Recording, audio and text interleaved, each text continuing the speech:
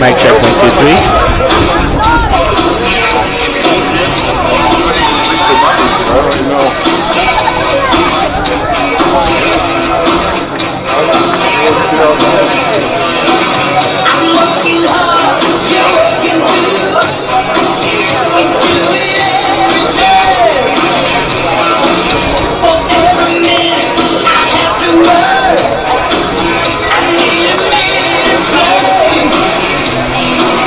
Mic check, 1, 2, 3.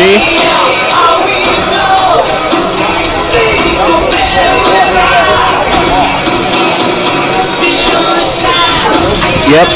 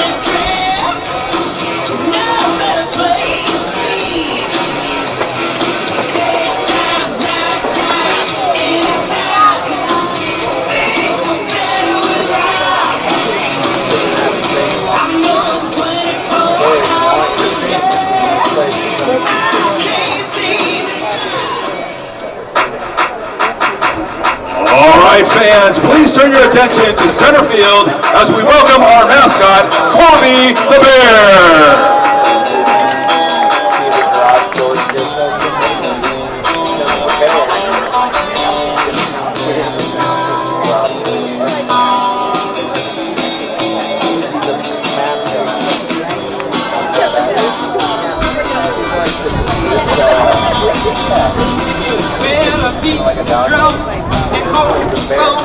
The sun came out today.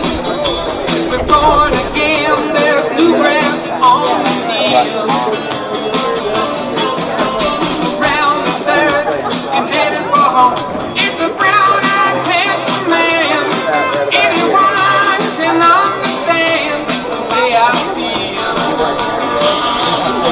Oh, put me in cold. I'm ready to play.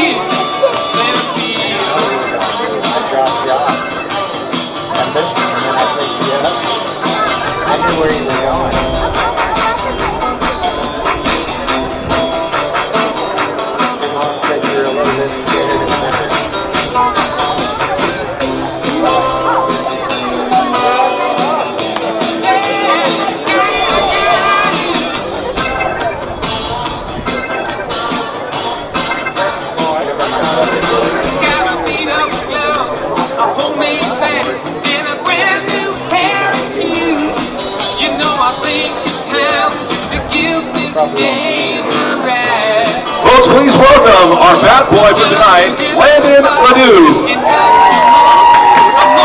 Landon, where are you? Get the crowd a wave there. Blood Bears Bat Boy program is presented by Pfizer Federal Credit Union. Let's hear it for Landon Ledoux.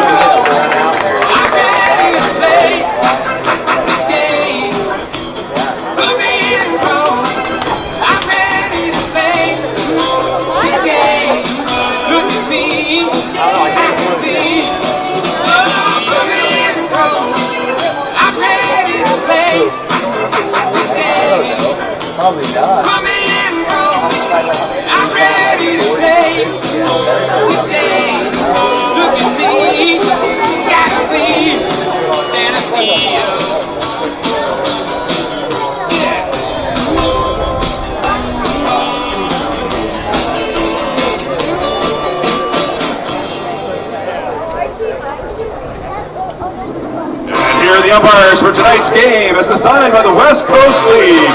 At home plate, we have Jim Corky, and at the bases, we have Tom Purchase. Black Bears fan, please be on the lookout for foul balls that may leave the playing field at any time. We remind you to pay attention while you enjoy your time at David Story Field.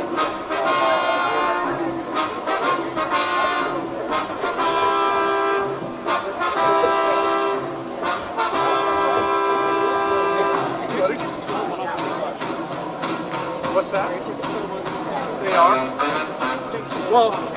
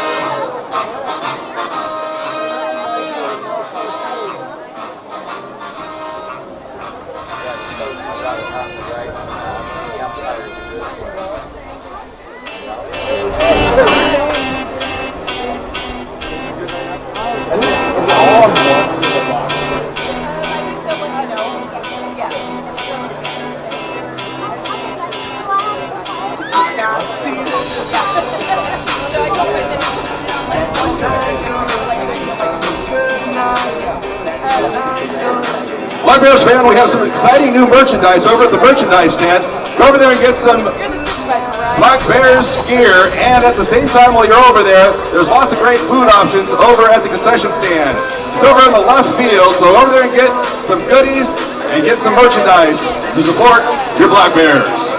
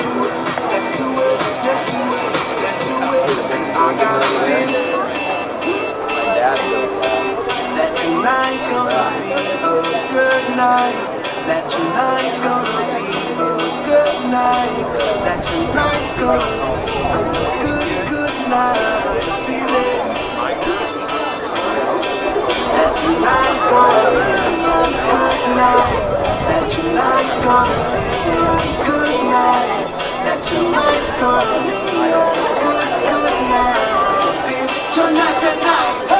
Let's live it up. I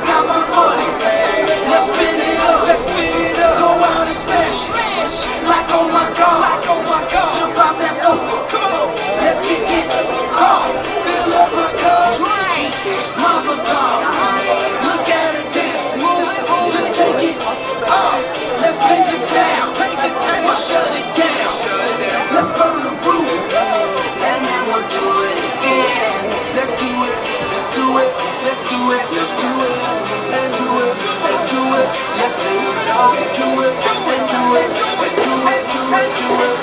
Let's do it, let's do it, let's do it, do it, do it. Here we come, here we go. We gotta rock, rock, rock, rock, rock. Easy come, easy go. Now we on top, tap, tap, tap, tap. Feel the shot, body rock, rock it, don't stop. Round and round, up and down, around the clock. Monday, Tuesday, Wednesday, Friday, Saturday, Sunday. We keep you know what we say, party every day, party every day. That tonight's gonna be a good night. That tonight's gonna be a good night. That tonight's gonna be a good, good night. That tonight's gonna be a good night. That tonight's gonna be a good night. That tonight's gonna be a good, good night.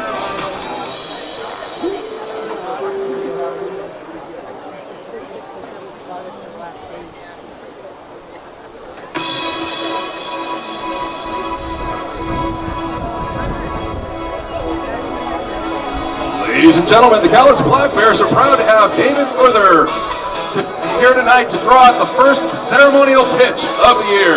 Let's see what you have, David.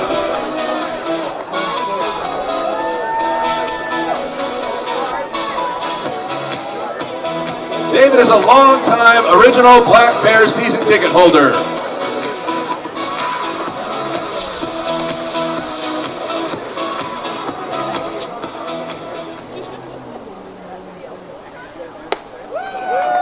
Let's give David a hand.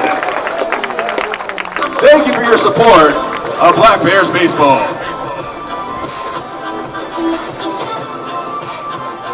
Fans, it's time to meet tonight's starting lineups presented by Drew's Groceries. First for the visiting Yakima Valley Pippins, as announced by head coach Kyle Crustangel. Leading off at center field, number 1, Hank Dunn. Batting second, the shortstop, number 2, Spencer Shipman. Batting third, first baseman, number 8, Tommy Eisenstadt. Batting fourth, the designated hitter, number 40, Jace Freeland. Batting fifth, the left fielder, number 11, Mike Woodward. Batting sixth, the right fielder, number 14, Maximum Fullerton. Batting seventh, the catcher, number 13, Gio Melicino. Batting eighth, at second base, number 21, Matt Chavez. And batting ninth, the third baseman, number 3, Beck McGuire. Starting pitcher for the Pippins tonight is number 30, Jaden Thomas.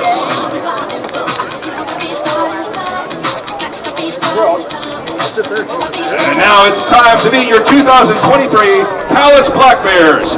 First, let's meet the reserves.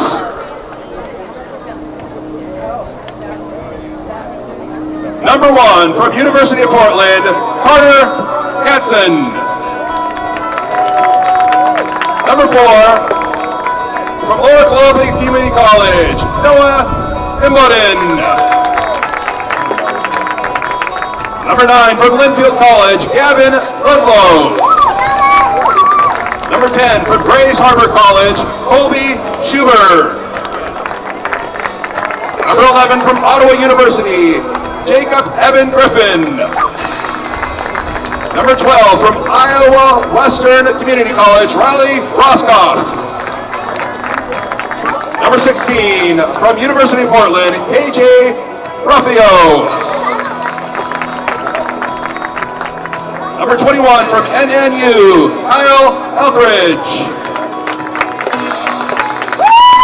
Number 27, from LCC, Jace Schuler. Number 29, from Mount Hood Community College, Carson Bush. Number 30, from Big Bend, Austin McWilliams. Number 31, from Mount Hood Community College, Jaden Vinson. Number 36, from Orange Coast College, Matt Nelson. Number 39, from LCC, Bren Cecil. from number 43 from Puerto Rico, Carlos Beltran.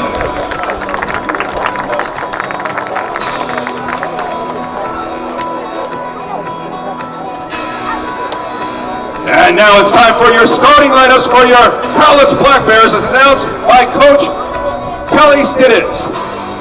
Leading off in center field from Clark College, number 7, Carter Honda.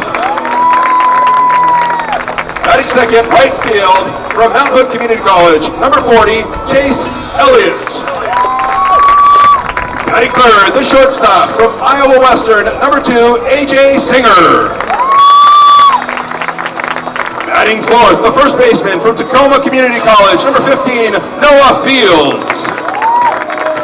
Batting fifth, the third baseman from the University of Portland, number 6, Vinny Salvioni.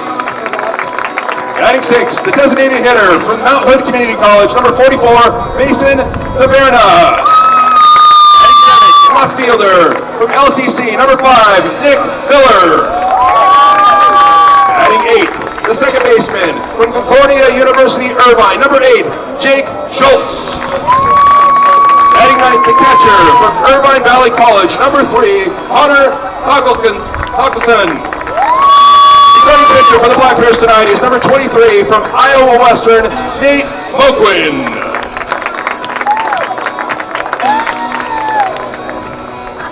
Fans, please rise, remove your caps as we honor America with the playing of our national anthem.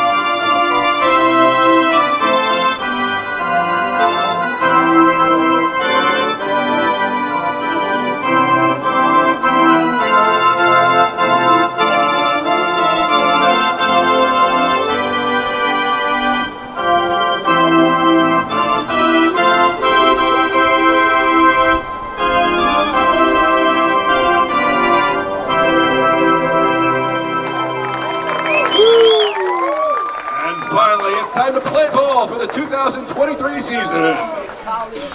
Hello and a pleasant good evening as we begin opening day at home. We are at David Story Field for a 3-game set. The first series of the season will feature the visiting Yakima Pippins against your Cowlitz Black Bears. Let's take a look at our starting lineup for the Cowlitz Black Bears. Out in the field, from third base to first, we have Salvion at third, Singer in short, Schulz playing second, and Fields at first base. Behind the plate is Talixson, and the starting pitcher is going to be Moquin. And out in the outfield, from left to right, is going to be Miller, Monda, and Elliott. It is opening day in the West Coast League. All 16 teams in the West Coast League playing around the league today. Nate Moquin's coming in at 6'4", 215 pounds. He plays ball at Iowa Western. He is from Omaha, Nebraska. He'll be starting things out on the bump for Cowlitz. He made 10 appearances for Iowa Western this year. He had a record of 4-3, pitching 31 innings, giving up 28 hits. His ERA finished up at 4.65. Let's take a look at the batting lineup for the Yakima Pippins. Leading off playing center field is Hank Dunn. Batting second, playing shortstop is Spencer Shipman. Batting third at first base, Tommy Eisenstadt. And in the cleanup spot is the designated hitter, Jace Phelan. And batting fifth, playing left, is Mike Woodward. And the 6 and 7 hitters are the right fielder, Max Fullerton. And behind the plate is Gio Melchioni. And the 8 and 9 hitters rounding out for the Pippins is the second baseman, Matt Chavez, and the third baseman, Beck McGuire. Both teams looking to start the season off with a W. We have a great crowd on hand tonight. Beautiful weather, 74 degrees in Longview, Washington today. Perfect weather for baseball. The catcher throws down, and we're just getting started here from Longview, Washington. Thanks for joining us wherever you may be. I'm Joey Senna, and I'll be bringing you live Cowlitz Black Bear action all summer long at home. We will be doing the video, and you can watch live on the road. It's going to be audio only. The center fielder, the leadoff man, Hank Dunn, is going to step in. Righty on righty matchup. Mo Quinn is set up on the rubber all the way on the right side towards the first base side. First pitch swinging, Dunn hits it into the shortstop. Singer throws across the diamond, and one pitch and one out is all Mo Quinn needs to get the first out of the ball game.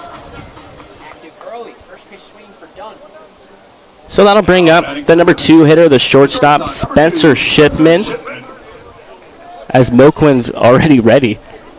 He's set. He said, let's get this thing going. Working from the windup, and that's just a bit outside for ball 1.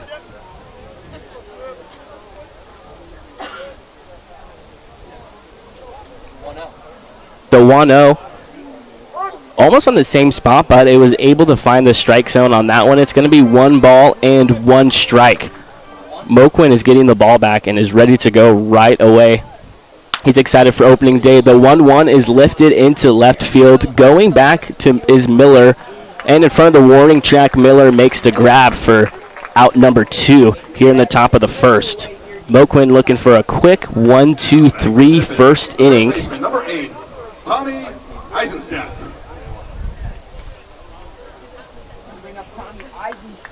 After that F8, it brings up the first baseman, Tommy Eisenstadt, who takes on the outside corner, painted very nicely by Mo Quinn for that fastball for strike 1. We have a little bit of shadows creeping in left field. We'll see how that plays during the game. The 0-1 is fouled right in front of Talixon. It's going to be 0-2. Mo Quinn attacking very quickly and getting ahead. Mo Quinn and Talixon on the same page. The 0-2 is going to be hit up the middle, and that's going to be the first hit of the ball game. A 2-out single for Tommy Eisenstadt. Now batting for the Pippins, the designated hitter, number 40, Jace Phelan. American Workforce Group is positively impacting people and our community by placing motivated, qualified individuals at great places to work. American Workforce Group, built on relationships backed by integrity. So with 2 outs and a runner on first base, Mo Quinn will be working from the stretch for the first time. First pitch is up and outside to the cleanup man, Jace Phelan. This is the first lefty that Mo Quinn is facing. He's still all the way towards first base on that rubber. Mo Quinn looks in, takes a quick pause, and that's high and away. This is the first time we've seen Mo Quinn fall behind to a batter early on here in this first inning.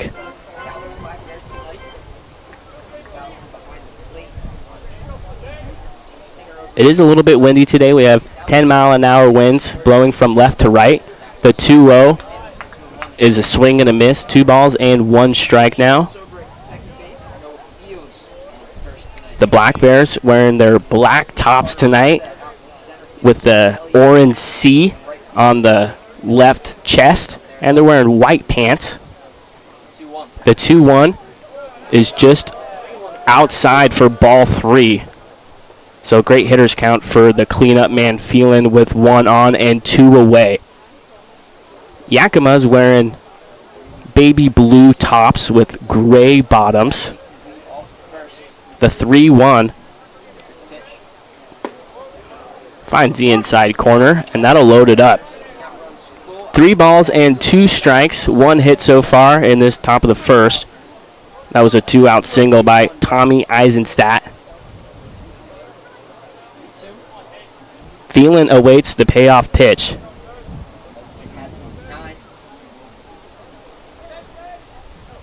Takes a quick pause, delivers home, and it's a chopper to the shortstop. Singer throws across the diamond. And that will retire the side, so nothing doing with the 1 out, or with the 2 out single by Tommy Eisenstadt. We head to the home half of the first inning as the Cowlitz Black Bears will have their first at-bats of this 2023 season. We'll be right back. Here's what we have on deck for the rest of this weekend.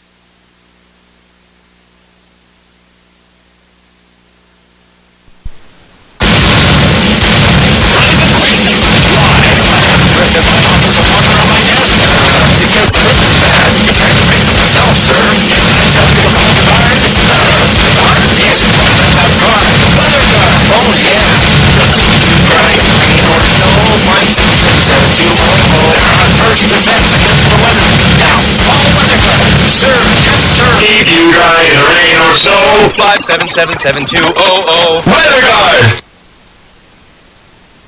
I like to think of myself as a confident backseat driver. Mom, brakes please. Okay. But these days, I'm less confident in the economy.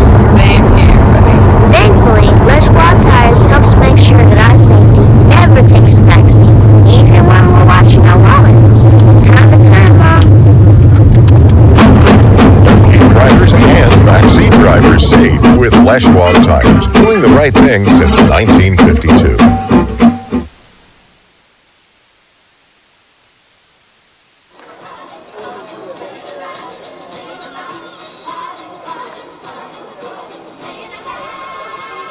Build with Baker. Baker Lumber Company is at 311 Pine Street in Kelso, Washington. Don't limp through summer with an old rotten deck.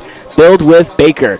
Baker Lumber Company, 360-423-3900. The Black Bears will get their first chance at the plate here in this 2023 season. Let's take a look at the Black Bears lineup.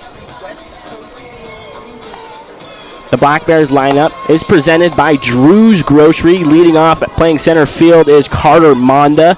Batting second out and right is Chase Elliott. Batting third is a shortstop, A.J. Singer. In the cleanup spot is the first baseman, Noah Fields. And the middle of the lineup is the third baseman, Vinny Salvioni. Batting sixth is the designated hitter, Mason DeVerna. And the 7, 8, and 9 hitters are the left fielder, Nick Miller, the second baseman, Jake Schulz, and the catcher behind the plate for Cowlitz. He'll be rounding out the lineup, Connor Tallickson. First pitch from Thomas is ball 1. It's going to be Jaden Thomas on the hill to start things out for Yakima. Jaden played ball at Simpson University, and that's just rolled past the first base line. Foul. 1 ball and 1 strike. At Simpson University, Thomas had a 7.1 ERA this year. He went 3-4. He gave up 74 hits in 53 innings. So Cowlitz looking to get out to an early lead here in the home first. Mondo waits the 1-1. Kicks and deals home. It's a grounder to the shortstop, Shipman, who is unable to play it cleanly, and that's going to be an error to lead off the game for Carter Monda. So after that E6 on Shipman, the right fielder, Chase Elliott, will have an opportunity with nobody out and a man on first base.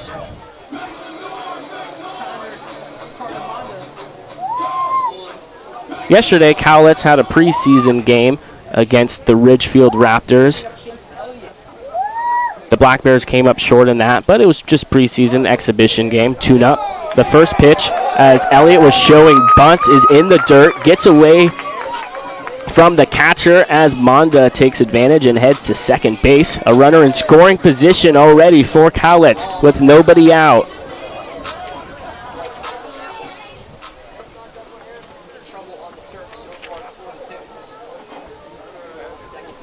It's Melchione behind the plate for Yakima. The battery, he and Thomas, as he misses low again, 2 balls and no strikes. Chase Elliott plays college ball at Mount Hood Community College. He's from Hermiston, Oregon. He awaits the 2-0 with a man on second base as Thomas checks the runner, kicks and deals home. The breaking ball, he's out in front of it for strike one. Beautiful pitch there from Thomas. Both of these pitchers are getting the ball back, and they are ready to attack the hitters as soon as they get the ball back. Going in a hurry. The 2-1 is hit up the middle. It's a comebacker to Thomas. Monda does advance to third base on it, and it will be one away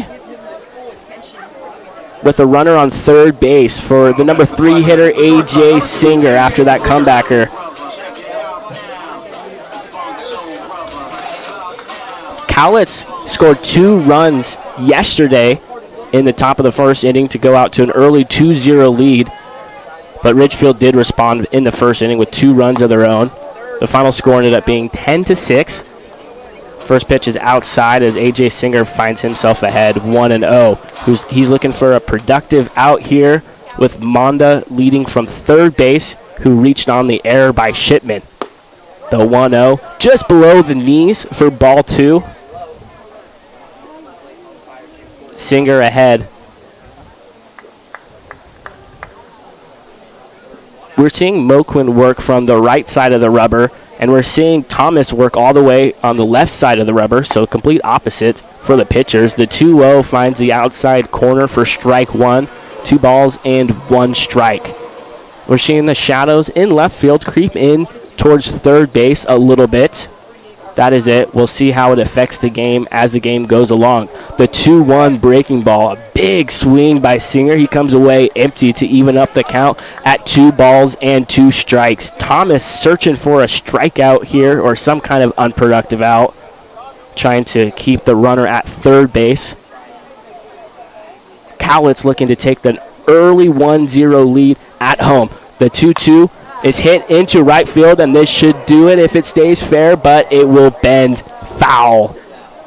So we'll do it again. Nice job by Singer to spoil that one.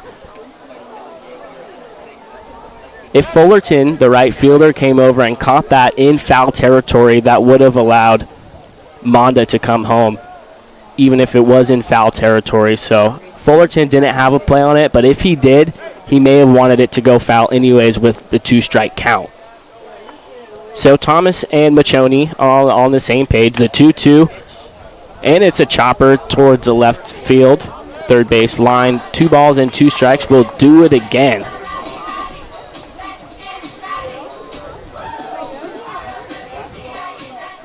A.J. Singer's from Glendale, Arizona. He plays ball at Iowa Western. The 2-2 is hit towards the third baseman, McGuire. It will score a run as A.J. Singer picks up an RBI, and Cowlitz on top early in the first inning, 1-0.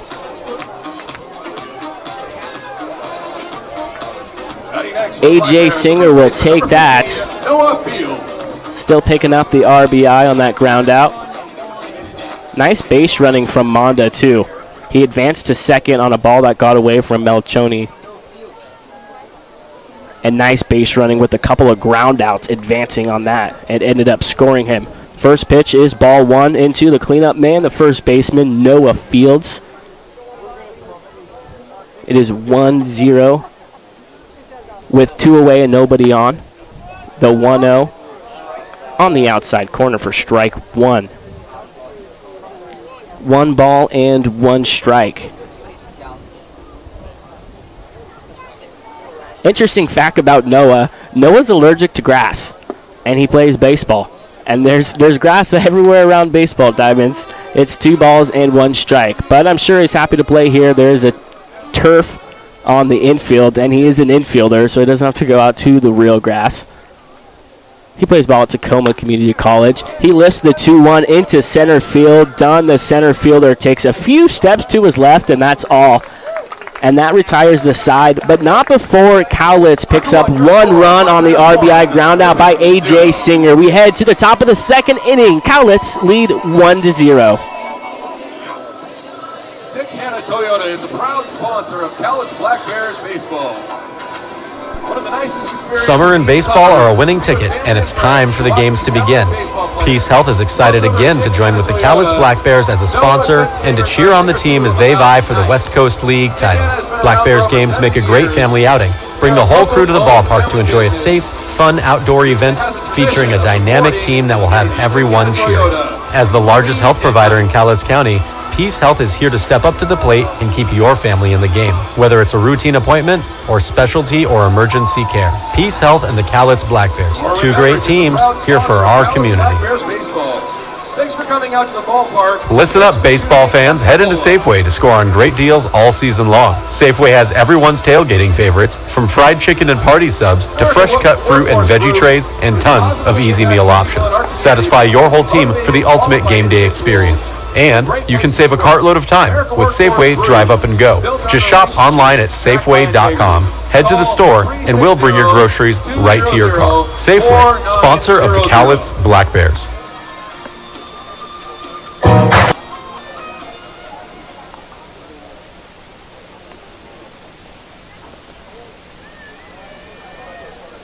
Leading off the top of the second, the left fielder, number 11, Mike Woodward. Welcome back as we begin the top of the second inning. It's going to be 5, 6, and 7 hitters due up for Yakima this inning. Mike Woodward, Max Fullerton, and Gio Melchioni. The 1-0 breaking ball, Moquin back in the zone. Evens up the count, 1 ball and 1 strike.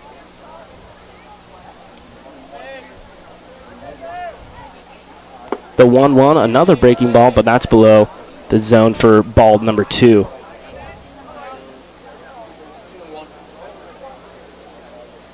Moquin with a smooth first inning. He allowed a 2-out single, but was able to get out of it.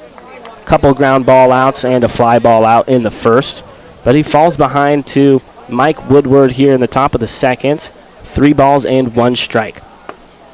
And that's inside. So leadoff walk issued to Mike Woodward. Second base runner, first walk of the game. Now batting for the Pippins, the right fielder, number 14, Maxim Fullerton. Yesterday, Cowlitz struggled with walks on the mound. They issued 8 walks in total to Ridgefield. They had 4 walks in 1 inning. That was in the 8th. And back in this one, first pitch swinging is Max Fullerton, who lifts it into left field, and it falls in front of Miller for a single. Woodward able to get to second in time. It was a hard read for Woodward at first base. It looked like Miller had a chance at it at the beginning off the bat, but it dropped just in front of him.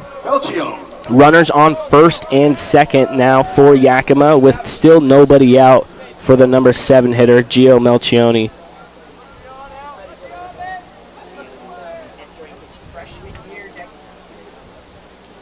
First pitch, Melchion swings, and it's fouled towards the Yakima dugout. We could not have asked for a more beautiful day for opening day here in Longview, Washington. We hope you can join us at the ballpark soon. A great environment and a great crowd on hand tonight. The 0-1 breaking ball did not break enough for Moquin. Slipped out of his hand a little bit. So 1 ball and 1 strike. Nobody out and runners on first and second. It's the first jam that Moquin has been in. The 1-1 is hit towards Singer. It was in the hole between the shortstop and third base, Salvion, and a nice job from Singer to get the lead runner at third base. And now 1 away. Now batting for the Pippins, And still runners at first and second. Productive out for Moquin, what he was looking for. Keep the runners where they are and get an out. That brings up Matt Chavez.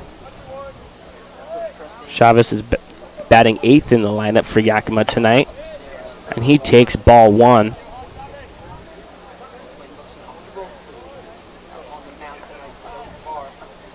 Moquin back in the stretch. Again, on that right side of the rubber exclusively. He checks the sign from Talixon. They're on the same page. He checks the runner at second, throws home, and that's low for ball 2. We saw in the first inning Moquin was more successful getting ahead in the count, and so far here we've seen him falling behind, trying to get a feel for all of his pitches. We've seen a couple good breaking balls from him, as well as a fastball. The 2-0 finds the outfield grass out in shallow right field just over the head of Schulz, and that will load the bases up for Yakima here in the top of the second inning as they trail 1-0. Now batting for the Pippins, the third baseman, number 3, Beck McGuire. A couple soft hit balls as Moquin's probably frustrated out there on the mound. But that's baseball sometimes, finding the gaps. So Max Fullerton at third base, the catcher Gio Melchion at second, and now Chavez at first after the single. And that hits Beck McGuire, the first pitch, and that will tie the game 1-1. That ball slipped out of Moquin's hand. He wishes he can have that one back. Now batting for the Pippins, the center fielder, number 1, Hank Dunn. So the number 9 hitter, Beck McGuire, picks up an RBI as he is hit by the pitch. That scores Fullerton.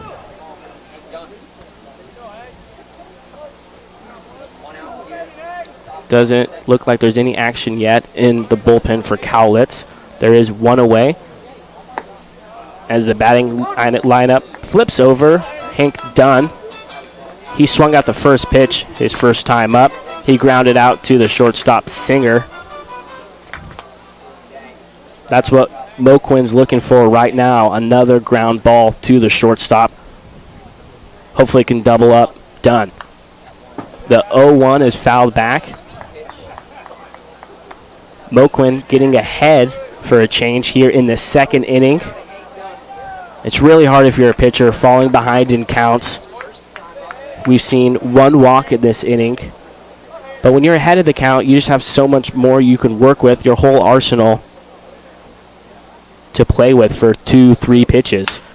The 0-2 is hit up the middle, a line drive as Monda plays it on a couple of hops. In comes the next run. They throw it over to third base, and they get an out at third base. 2 runs do score on the play, but a nice job by the infielder, A.J. Singer, to cut that off and get the runner out on third base. Heads up defense by Cowlitz. So there's now a runner only on second base and 2 away as Hank Dunn picks up a couple RBIs.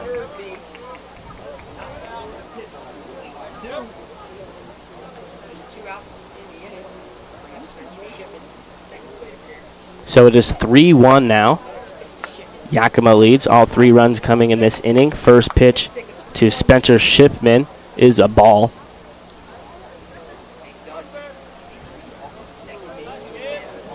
Dunn is on second. He advanced, and then it was McGuire that got thrown out at third base on the relay. The 1-0 just low. It's 2-0 as Moquin falls behind again.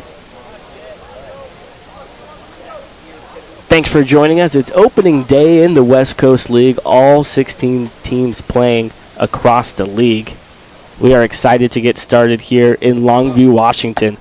The 2-0 at the belt finds the strike zone for strike 1. 4 hits for Yakima, 0 hits for Cowlitz, but they were able to have smart base running in the bottom of the first inning by Monda. They were able to steal a run. So it is 3-1 here in the top of the second. And the 2-1 is low and away. 3 balls and 1 strike. Bob's is a proud sponsor of the Black Bears Party Deck and has been serving our community since 1947. Before your next adventure or for local knowledge and 50,000 square feet of shopping, head to Bob's at 111 Hudson Street in Longview, Washington. The 3-1, it's a foul tip into the mitt of Talixon. That loads the count. 3 balls and 2 strikes with 2 away and a runner in scoring position at second base.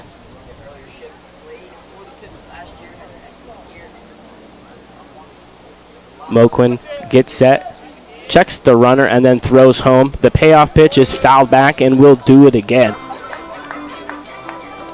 A great selection and low prices, Bud Clary is your local partner when finding a new or certified pre-owned vehicle. Start shopping for your next car, truck, or SUV on Commerce Avenue or 700 7th Avenue in Longview, Washington. Moquin ready for the payoff pitch. The 3-2 breaking ball is fouled off once again and will do it again. Next pitch will be pitch number 8 of the at-bat. A nice at-bat put together by Spencer Shipman, who flew out to center field his last time up.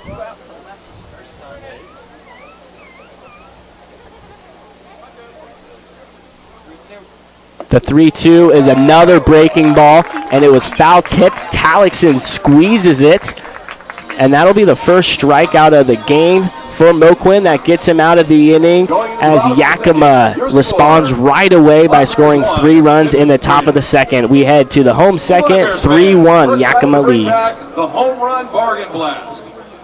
Thanks to our friends at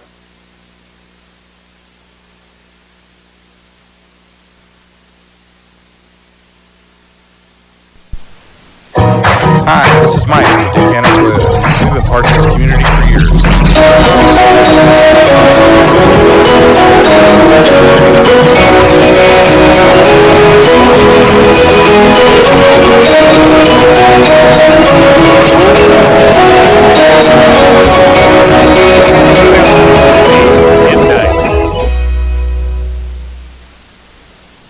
Call WeatherGuard. 577-7200. WeatherGuard!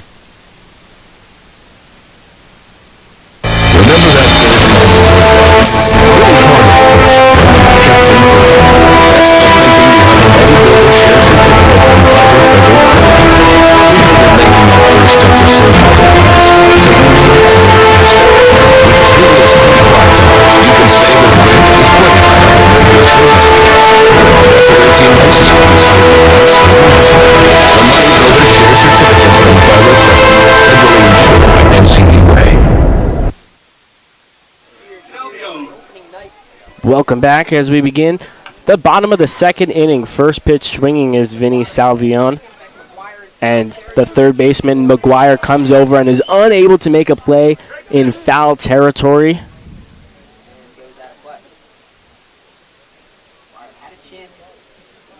The Black Bears took a lead in the bottom of the second, but that lead was erased right away by Yakima Valley with 3 runs put up in the top of the second. 3-1 here in the bottom of the second. Cowlitz looking for some base runners. This ball's hit deep into center field, but playable for Dunn, and that'll be the first out of the second. That brings up the designated hitter, Mason DeVerna.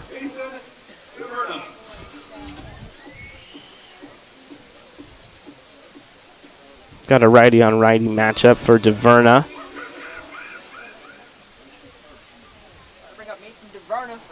DeVerna plays ball at Mount Hood Community College as he takes ball 1 from Thomas. He's from Dundee, Oregon. Big guy, 6'4". And a swing and a miss, 1 ball and 1 strike. It's 5-6-7 due up this inning. DeVerna is at the plate and Miller is on deck. The 1-1 is low and in the dirt. 2-1. Buddy's Home Furnishings, 840 Ocean Beach Highway. Come see why Buddy's is better. Thomas gets ready for the 2-1. And a beautiful curveball. That evens up the count, 2 balls and 2 strikes, as DeVerna was a little frozen up on that. So Thomas delivers the 2-2, and that's spoiled off by Mason DeVerna beyond the Black Bears dugout on the right side.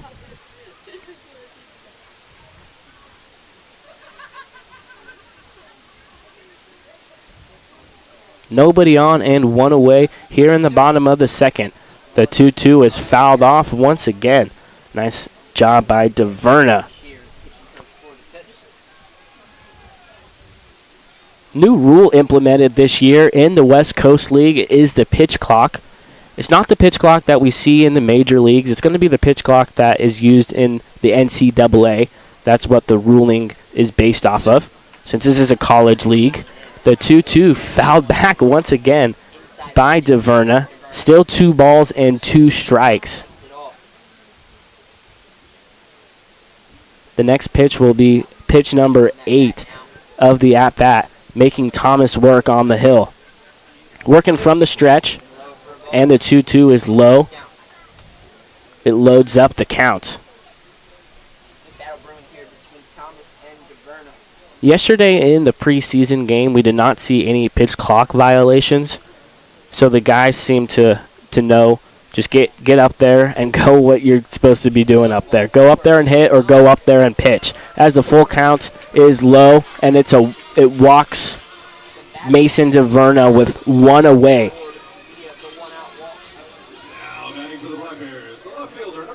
So the left fielder, Nick Miller, will bat for his first time today. Nick Miller plays right here on the same field. He goes to Lower Columbia College, LCC. Very familiar here. First pitch he takes for a strike. DeVerna not with a huge lead at first base, just a couple of steps. As Thomas looks at the runner, breaking ball, Miller way in front of it, comes away empty on that swing. Thomas ahead, 0-2.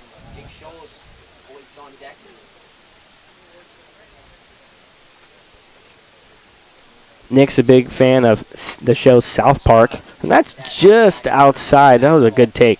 1 ball and 2 strikes. During his off time, he loves to play golf and snowboard. He's from this area, Kelso, Washington, so good snowboarding and skiing around here. The 1-2 is upstairs. Nick Miller wanted it, but he held up his swing.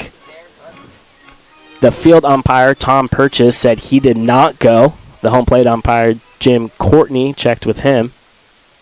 So 2 balls and 2 strikes. The runner on first and 1 away is hit up the middle. It could be a double play ball, but it gets away from Shipman, actually. He was going towards his left, and that's a second error we've seen from Shipman. So the Black Bears in business here in the second inning with runners on first and second. DeVerna got walked. He's now on second. Miller on first after that error for the number 8 hitter, the second baseman, Jake Schulz. Jake Schulz plays ball at Concordia University. He goes up there and wastes no time swinging at the first pitch, and it gets out of play and will be fouled. 0-1. Jake plays now at Concordia after he transferred from Utah Tech University. I love this. His pregame superstition is to call his dad before every game. That's a special thing right there. Schulz waits the 0-1, and he swings at this one. Back into the netting. It's going to be 0-2. Cowlitz with runners in scoring position in both innings. They were able to score the run last inning.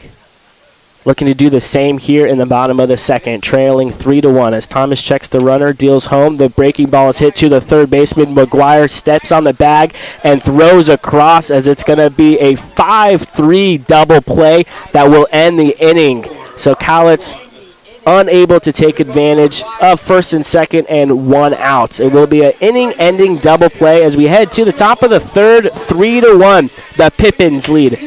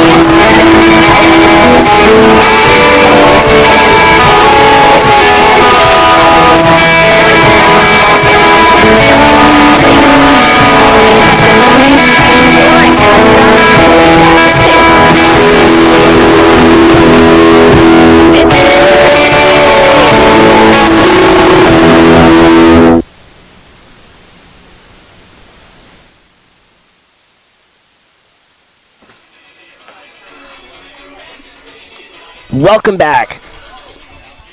As we begin the top of the third, 3-1, Yakima Valley with the lead.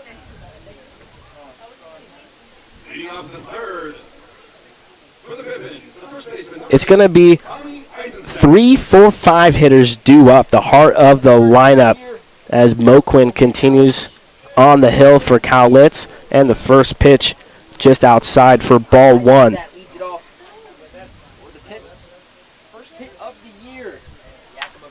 The 1-0 is hit towards the second baseman, Schulz, who makes the play. So 1 up and 1 down here in the third inning. That'll bring up the cleanup hitter, the DH, Jace Phelan. Last time up, Phelan grounded out to Singer, the shortstop.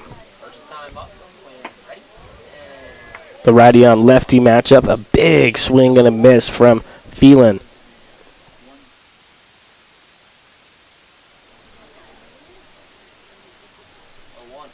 The 0-1 is outside for ball 1. That'll even up the count.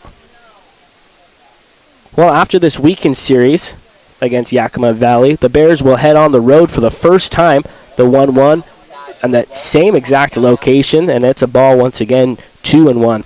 The first road trip is a midweek series against the Bellingham Bells, Tuesday, Wednesday, and Thursday. The 2-1 is fouled on the left side towards the parking lot.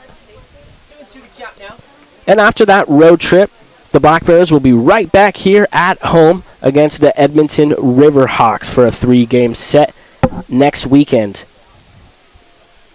The Black Bears and the Pippins won't play again until August 1st, 2nd, and 3rd, when the Black Bears will travel a little bit east to go to Yakima Valley. There's a full count now with 1 away and nobody on. Moquin working from the windup. The 3-2 is spoiled by Jace Phelan, and we'll do it again. We've seen a lot of great plate appearances by both teams, fouling off multiple pitches in the same at-bat, making these pitchers work. The 3-2 fouled back again. Love to see that. And especially the managers love to see their guys battling up there, making the pitchers work, driving their pitch count up. Even if you get an out, it doesn't mean it was a bad at bat. If you got to see 8, 9, 10 pitches like we're seeing right here, Phelan fouls off another.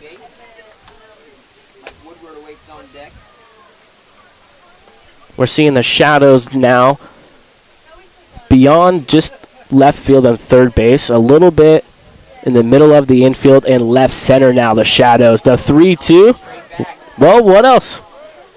Other than a foul ball by Jace Phelan.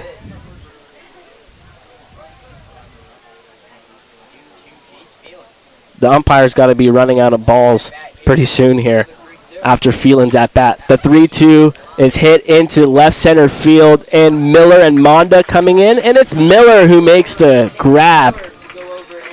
So after that long at bat, Moquin wins the battle. Moquin looking for a 1-2-3 third inning after 7 batters came to the plate in the second. Looking for a shutdown third. Mike Woodward takes in on the hands for ball 1.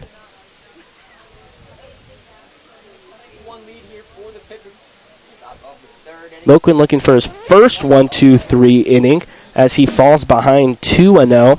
Back in the first, he had an opportunity, but it was a 2-out single by Tommy Eisenstadt, but he was able to get out of the inning the next at-batter, which was Phelan. The 2-0 is fouled off the foot of Woodward. He'll take a second. He seems to be all right. He's got a pad on that left ankle area. But whenever you hit a foul ball, usually it hits you everywhere except for where the pads are.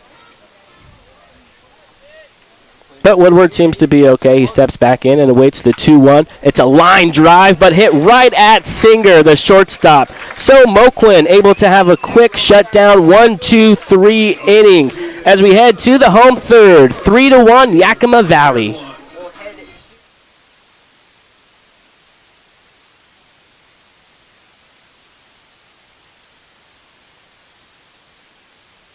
Backseat driver. Mom, brakes please. These days, I'm less confident in the economy. Same here. Thankfully, Rushwell Tires helps make sure that our safety never takes a backseat, even when we're watching our wallets. Time to turn, Mom. Drivers and backseat drivers safe with Lashwell Tires, doing the right thing since 1952.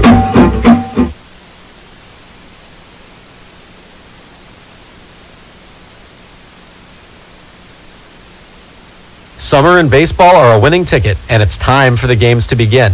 Peace Health is excited again to join with the Cowlitz Black Bears as a sponsor and to cheer on the team as they vie for the West Coast League title. Black Bears games make a great family outing. Bring the whole crew to the ballpark to enjoy a safe, fun outdoor event featuring a dynamic team that will have everyone cheering. As the largest health provider in Cowlitz County, Peace Health is here to step up to the plate and keep your family in the game, whether it's a routine appointment or specialty or emergency care. Peace Health and the Cowlitz Black Bears, two great teams here for our community.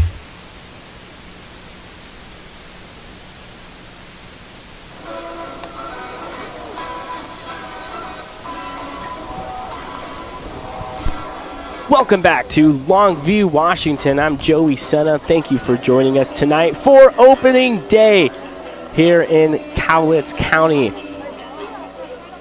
Corwin Beverage is a proud sponsor of Cowlitz Black Bears baseball. Thanks for coming out to the ballpark, and thanks for choosing Pepsi Cola. Bottom of the third, the catcher, number 3, Connor Augustin. The number 9 hitter for Cowlitz, Connor Talixon, will have his first at-bat of the game. 9-1-2 due up. First pitch swing is hit into center field. Dunn fields it on the run for 1 pitch and 1 out for Thomas here in the third inning. The batting lineup will flip around as Carter Monda will dig in from the right side. Last time up, Monda reached on an error by Shipman, one of 2 errors by Shipman. We were used to seeing Shipman with a great glove, but he's struggling early on here in the field with 2 early errors, the only 2 errors of the game. Monda came around to score, and that's the only run for the Black Bears. The 0-1 is hit down the right field line, and the right fielder Fullerton makes the grab in fair territory in the corner. So 2 quick outs for Thomas, but they were loud outs. Talixon hit the ball hard, and Monda just hit the ball hard there. So loud contact for Cowlitz so far early on in this game. Still looking for their first base hit. Brings up Chase Elliott, who takes strike 1. Last time up, Chase Elliott hit a comebacker to Thomas. It was nice base running by Carter Monda, who was able to advance to third base. The 0-1 hits Elliott in the leg. A 2-out a 2-out hit by pitch to Chase Elliott. Number 2, A.J. Singer. So that'll bring up the number 3 hitter, the shortstop, A.J. Singer, who picked up an RBI his last time up. It was a ground out, but great base running by Monda, taking advantage where he can.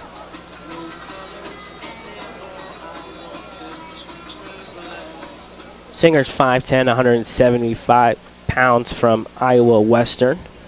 He waits the first pitch from Thomas, and that finds the outside corner for strike number 1.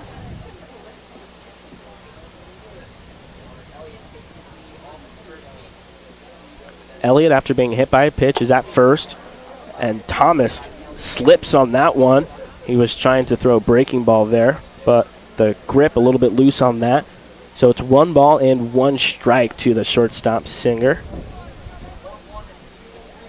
The 1-1, and that's upstairs, and the throw down not in time as Chase Elliott steals a bag after being hit by a pitch. So with 2 away. A runner in scoring position for Cowlitz. Still looking for their first hit. 4 hits for the Pippins. No hits yet for the Black Bears. Thomas checks the runner, the 2-1, thrown home, and it's a hit line drive down the right field line.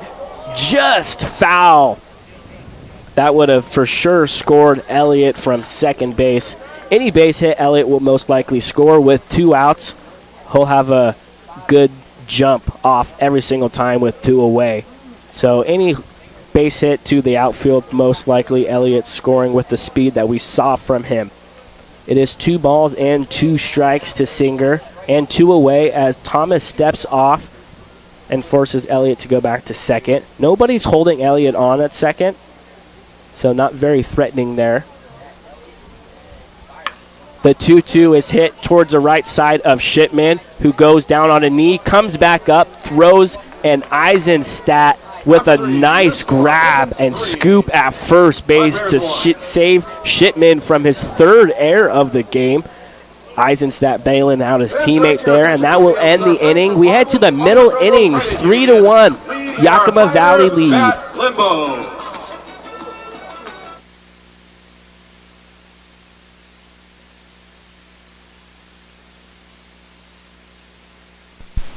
Listen up, baseball fans. Head into Safeway to score on great deals all season long. Safeway has everyone's tailgating favorites, from fried chicken and party subs to fresh cut fruit and veggie trays and tons of easy meal options. Satisfy your whole team for the ultimate game day experience. And you can save a cartload of time with Safeway Drive Up and Go. Just shop online at Safeway.com, head to the store, and we'll bring your groceries right to your car. Safeway, sponsor of the Cowlitz Black Bears.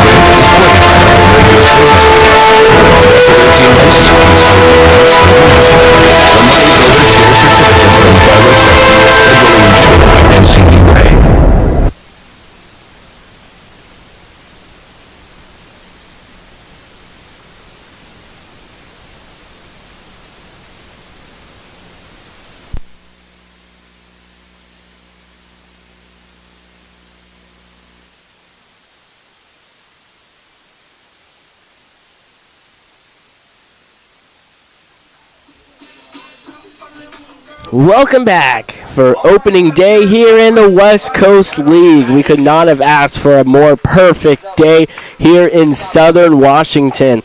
Well, we have the first pitching change of the game. It's going to be Vincent taking over. Jaden Vincent from Mount Hood College. Vincent's taken over in relief for Moquin. Vincent, the lefty, facing the lefty Max Fullerton, who fouls off the first pitch down the first base line. Nice play made by the first base coach for Yakima Valley. Kicks and deals home the high fastball. Fullerton comes away empty on that swing. No balls and 2 strikes as Vincent finds himself ahead of the count early on. The 0-2 working from the windup is a little blooper. And the second baseman, Schulz, plays it on a hop and not in time to get Fullerton. That'll be an infield single since Schulz didn't have an opportunity to catch that ball. And by the time he played it on the hop, it was too late to get the speedy Fullerton. So a leadoff single for Fullerton here in the 4th inning. That forces Vincent to work from the stretch for the first time. Vincent's working on the third base side of the rubber, pretty much as far as you can get. The opposite of what Moquin was doing, working from the first base side. every guy's different. It's usually not the lefties are more on this side and the righties on this side. It's just preference for different guys. The 1-0 is a blooper into foul territory right in front of the Black Bears dugout. Fields makes the catch. Noah Fields, a heads-up play, and that'll be out number 1 here in the 4th inning. What an exceptional play by the first baseman, Noah Fields, showing off his athleticism for out number 1 here in the 4th. In foul territory as well, and having to avoid the Cowlitz dugout. First pitch into Matt Chavez is a high fastball swung on and missed 0-1. When you're going towards the opposite dugout, so in this case it would be the third baseman, you don't get any help. But if you're going towards your own dugout, you get help. Hey, you keep coming, and make the play. And his dugout helped him out as Fields was able to make the play. Vincent ahead of the count, 0-2 to Chavez. The number 8 hitter awaits the 0-2 with 1 on and 1 away. And that just gets out of the glove of Talixon. If he was able to squeeze that, would have been a strikeout. But Chavez able to get a piece of it. And we'll do it again. No balls and 2 strikes. Moquin pitched 2 innings. He gave up 4 hits and 3 runs. The 0-2 is hit into right field. Elliott makes the grab and throws to first. It would have been in time, but Fields unable to catch the ball off the hop. I don't know if Fullerton just didn't get a good read on it or if he thought the ball was just hit shorter and way in front of Elliott, because he would have gotten thrown out if that was a better throw from the right fielder, Elliott. So it brings up the number 9 hitter, Beck McGuire. First pitch swinging is above the Black Bears dugout. Heads up to the fans. We've seen a bunch of foul balls here. Hopefully they have a great supply on hand here for opening day, as the shadows really starting to creep in towards now the middle of the field. The 0-1 is grounded towards a third baseman, Salvion. He gets a weird hop, but adjusts very well and makes the throw across the diamond. And we head to the home half of the 4th, 3-1 still. We'll be right back from Longview, Washington.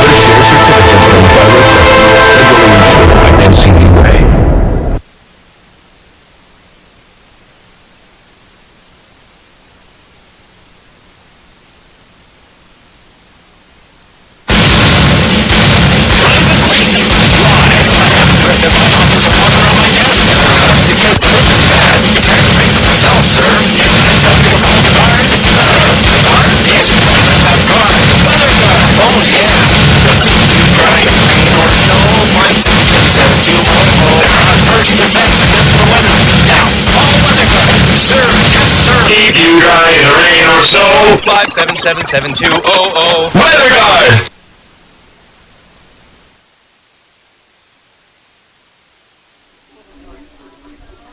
Game also powered by Cowlitz PUD. There are lots of great reasons to go to cowlitzpud.org, like the live Osprey camera and smart hub, where you can manage your bills and usage and even set up monthly payments. Cowlitz PUD, your power.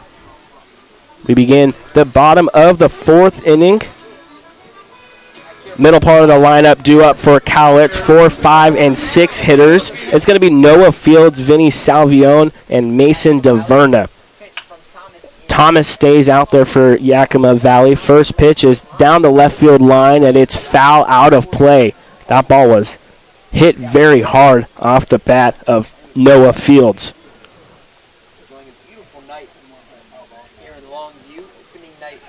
Noah Fields flew out to left field his last time up. Back in the first inning. His second at-bat comes here in the home fourth. The 0-1 swung on and hit towards Shipman, the shortstop, who we've seen made a couple errors today. He fields that cleanly and delivers a nice throw to Eisenstadt. 1 up and 1 down for Thomas here in the bottom of the fourth inning. Cowlitz trails 3-1, still looking for their first base hit of the game. First pitch from Thomas, a breaking ball on the outside corner to Vinny Salvione as he takes that for strike one.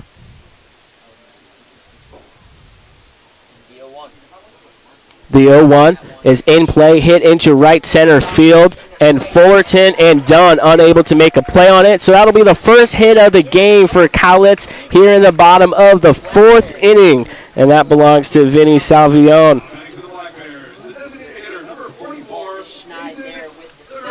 So 1 away and a runner aboard for the designated hitter. The 6th hitter in the lineup, Mason DeVerna. Last time up, DeVerna earned himself a walk. That was the only walk of the game so far issued by Thomas. That came back in the second inning. First pitch into DeVerna, he takes for strike one. We're seeing guys more often, pitchers, work from the stretch when no runners are on. So Thomas stays in the stretch. He's been working from the stretch. And that's grounded and chopped, and that's fouled towards manager Kelly Stinnett. We'd like to highlight our Cowlitz manager. Kelly Stinnett spent 14 seasons in the big leagues. He's excited to be here in Cowlitz for his first season.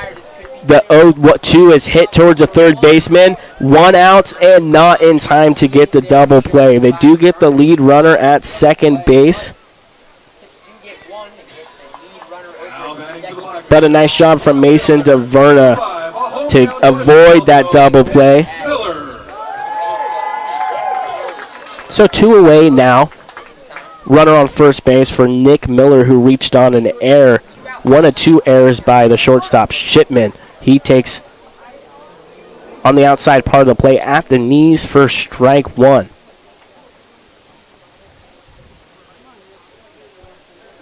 DeVerna leads from first as Thomas checks the runner. Takes a long pause before he delivers home, and that's just below the zone. 1 ball and 1 strike. Coach Stinnett played for the Mets in 2 different stints as well as the Diamondbacks. And then he made some appearances with the Brewers. The 1-1 is hit in the gap as Chavez was going to cover the bag where DeVerna was. And DeVerna heads into third base. So runners on the corners for Cowlitz with 2 away.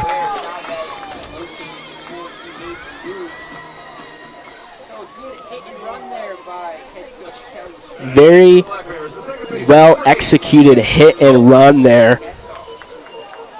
Mason DeVerna was taking off, and that forced Chavez, the second baseman, to go cover second, and Miller conveniently hit it right in the gap. First pitch in to the second baseman, Schulz, is a ball. Big moment in the game here with runners on the corners and 2 away. The Black Bears trail 3-1 as Schulz awaits the 1-0. And that's just inside for ball 2.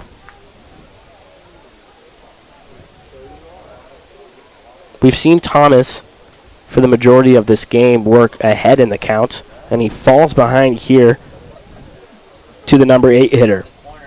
The 2-0 before he throws home. Thomas throws it over to Eisenstadt and checks on Miller at first base, who gets back in time. We'll see if we see Miller try to take advantage and go to second base with the runner on third to try to get 2 runners in scoring position. But with 2 outs, we'll see that 2-0 is hit into left field, and that'll be an RBI single It scores Mason DeVerna, a big 2-out single by the number 8 hitter, Jake Schulz. It makes it a 1-run ball game, 3-2, and the tying run in scoring position for Cowlitz.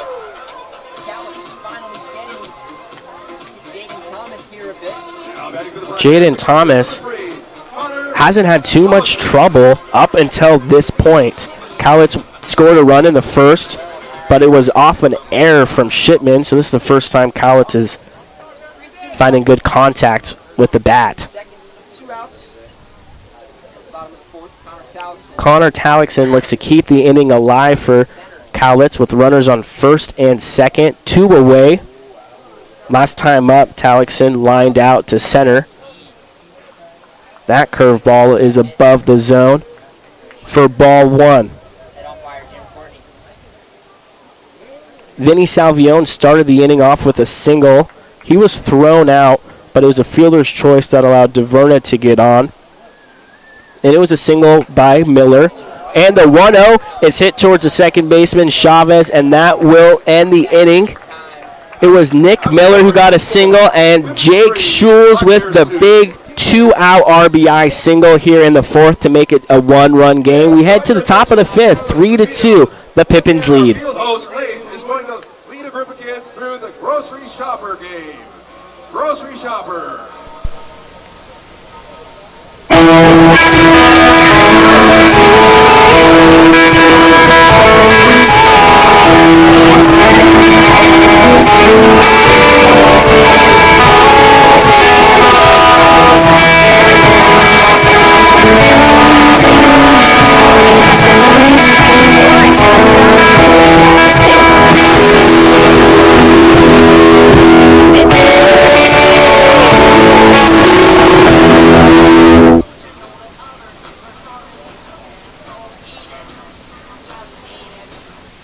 Call Weather Guard. 577-7200. Weather Guard!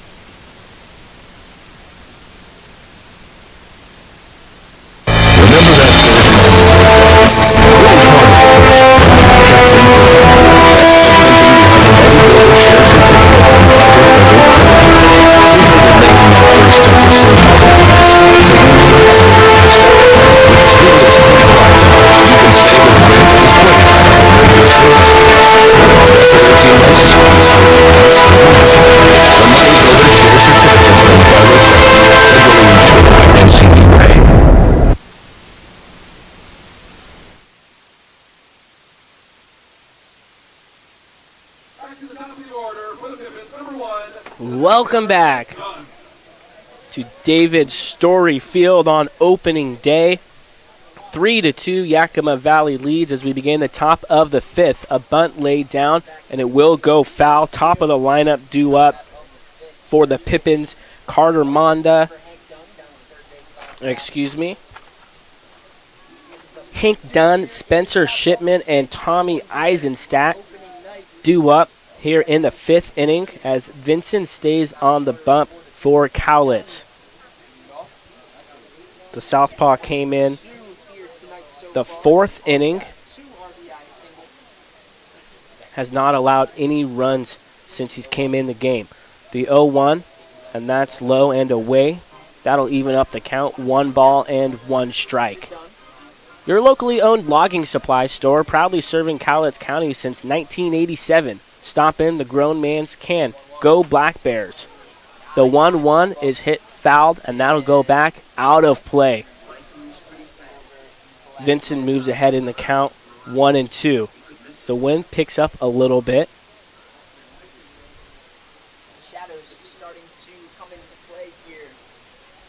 The shadows making it hard to see from our vantage point, and the batters as well. It's hard for the center fielder. The ball would go from the sun to the shade, back to the sun.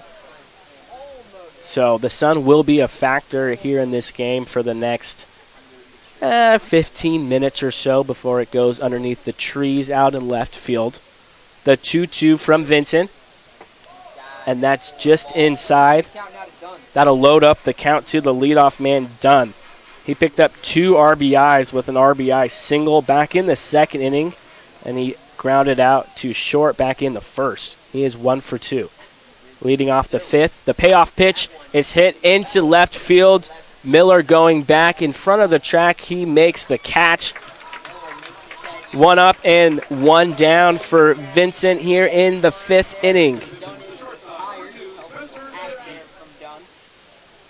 So that brings up Spencer Shipman, the shortstop for Yakima Valley. He's looking for his first base hit so far this season. He's 0 for 2. He struck out, swinging back in the 6th, and he flew out to left field in the first. Swings at the first pitch, is lifted into right field. The right fielder, Elliott, takes a few steps in and to his right. 1 pitch and 1 out is all Vincent needs to retire Shipman. 2 quick outs here in the 5th. That's exactly what Coach Stinnett's looking for, with Vincent facing the top of the lineup here in the 5th. Lefty on lefty matchup. Tommy Eisenstadt takes the fastball. Strike 1. Eisenstadt's 1 for 2. He's got a single and a ground out. He awaits the 0-1. Swing and a miss, as Eisenstadt's way ahead of that breaking ball from Vincent. Vincent has had a great outing so far. He's got command of all of his pitches, the breaking ball mixing with the fastball. The 0-2 is grounded down the first base line, and it will be foul. The first baseman fields playing pretty close to the foul line. The third baseman, Salvione, is playing off the third baseline quite a bit. So the infield shifted a little bit towards the right, but not too drastically. And the outfielders played normal depth.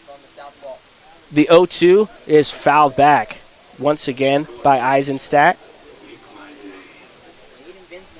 Radio communication provided by our local day wireless systems for all your two-way radio and CB needs. Visit your local day wireless system. Vincent way ahead, the 0-2, and that's low in the dirt. But that's why you like to work ahead of the count. You get to throw anything you want for 1, 2, and sometimes 3 pitches, as Vincent already got a chase from Eisenstadt on that breaking ball. He went back to it there, but Eisenstadt able to adjust and take on that. And he goes back to the fastball, and that's just upstairs on the high fastball.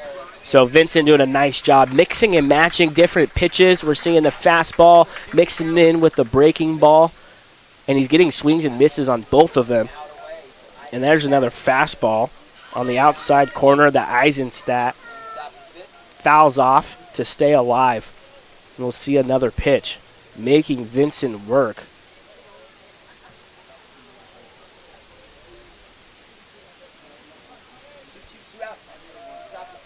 Vincent gets ready for the 2-2 and an off-speed pitch. Gets a swing and a miss from Eisenstadt. Vincent looking great on the mound for Cowlitz here in the 5th, and a shutdown inning after Cowlitz scores in the bottom of the 4th. So we head to the home 5th, 3-2 Yakima Valley leads.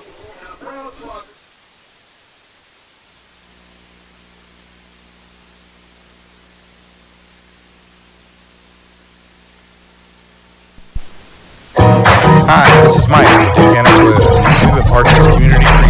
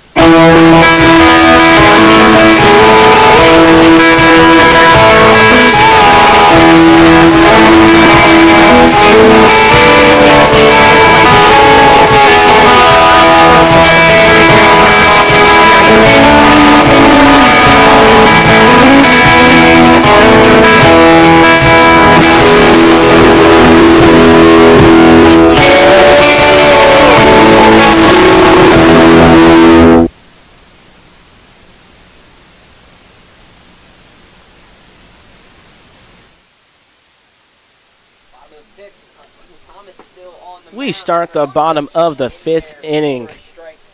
Top of the lineup due up for Monda, just like we saw for Yakima Valley. In the top of this inning, top of the lineup due up. Vincent did a great job of a quick 1-2-3 inning. But Monda looking to get a rally started for Cowlitz. Monda's 0 for 2. He reached on an error and lined out to right field his last time up. He fouls that down the third base side. There's a small fence on the left field side in foul territory where fans are standing over the railing. It's a great spot to watch the ball game. The 1-2 to Monda is lifted and skied behind us. Foul back, out of play.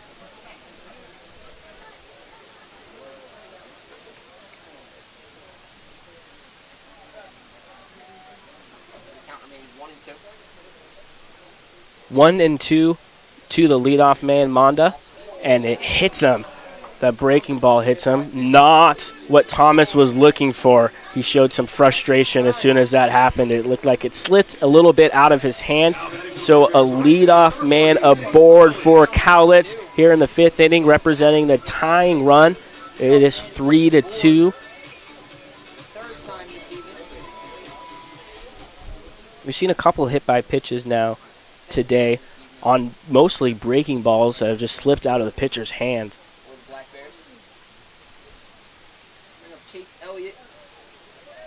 So Chase Elliott digs in from the right side. He was hit by a pitch his last time up, and that one's over his head. Another breaking ball. He's ahead 1-0. Tomorrow's promotion is a rally towel giveaway. Come on out to the ballpark as we have a quick mound visit. Get to the park early. Gates open now 30 minutes ahead of first pitch, so it's going to be 6:05 tomorrow. The first 150 fans will receive a rally towel. That is presented by Woods Logging and Industrial Supply.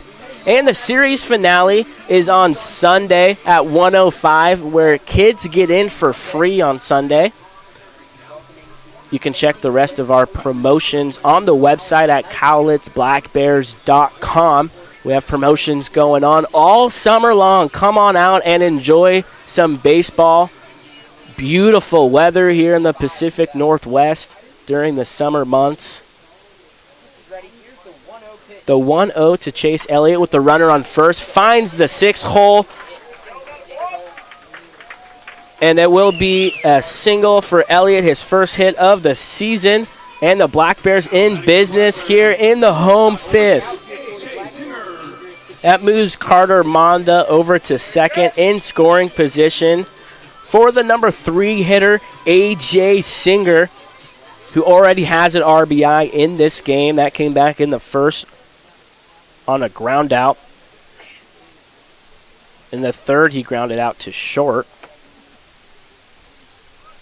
He's showing bunt. It is a very high pitch. He's able to lay it down somehow. I don't know how he was able to lay that bunt down on that high fastball up at the hands, but he's able to, and he gets the job done to move the runners over to second and third. Wow, what a sacrifice bunt that was by A.J. Singer. He's got to get a pat on his back for that one. I do not know how he was able to lay that bunt down. So after that sac bunt, runners on second and third and one away. First pitch swinging is the cleanup hitter Noah Fields, who fouls that first pitch off.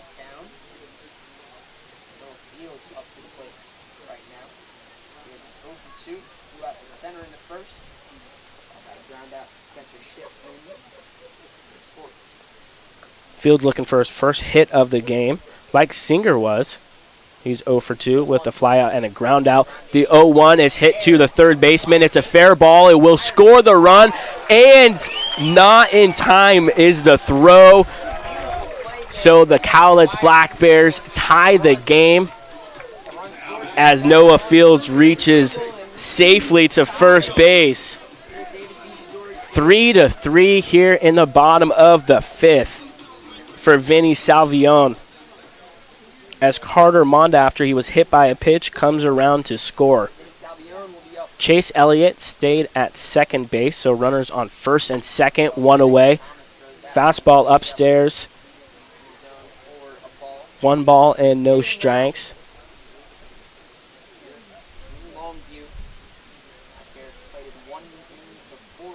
My guess is it'll go down as an error. It wasn't an easy play, but the throw just got away from the third baseman, McGuire. It is a 1-1 count to Vinny Salvione, who singled his last time up back in the 4th inning. Go-ahead run in scoring position at second.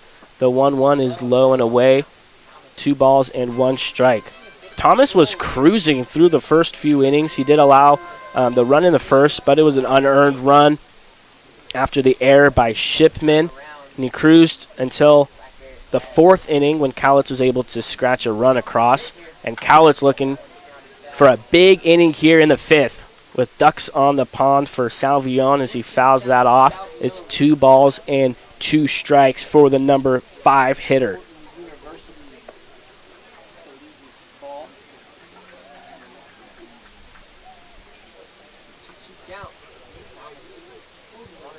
Thomas works the 2-2, and that's fouled out of play. The sun and the shadow still a factor, maybe for the next 5 minutes now. The pitcher, Thomas, is in the shade, and then there's sun between the pitching mound and the plate, and then the shade at the plate again. So tough for the batter to follow the ball. Thomas throws across his body, and it goes outside the zone. 3 balls and 2 strikes to load it up. Runners on first and second. 1 run already in for Cowlitz as they look to extend. It is a 3-3 game. The payoff pitch, a swing and a miss. Salvione said he thought it hit the ground. It was a foul tip, but Melchion says he squeezed it. So Coach Kelly will come up to Tom Purchase behind home plate, and it looks like the umpires will get together to discuss it. Salvione definitely foul-tipped it, but the question is, did it hit the ground or did Melchion squeeze it? And the umpires will say Melchion squeezed it, so it will be a strikeout and a big one for Thomas here in the 5th. There will be a mound visit, and it may be a pitching change here in the 5th, and it will be. We'll be right back to David Storyfield with the pitching change right after this.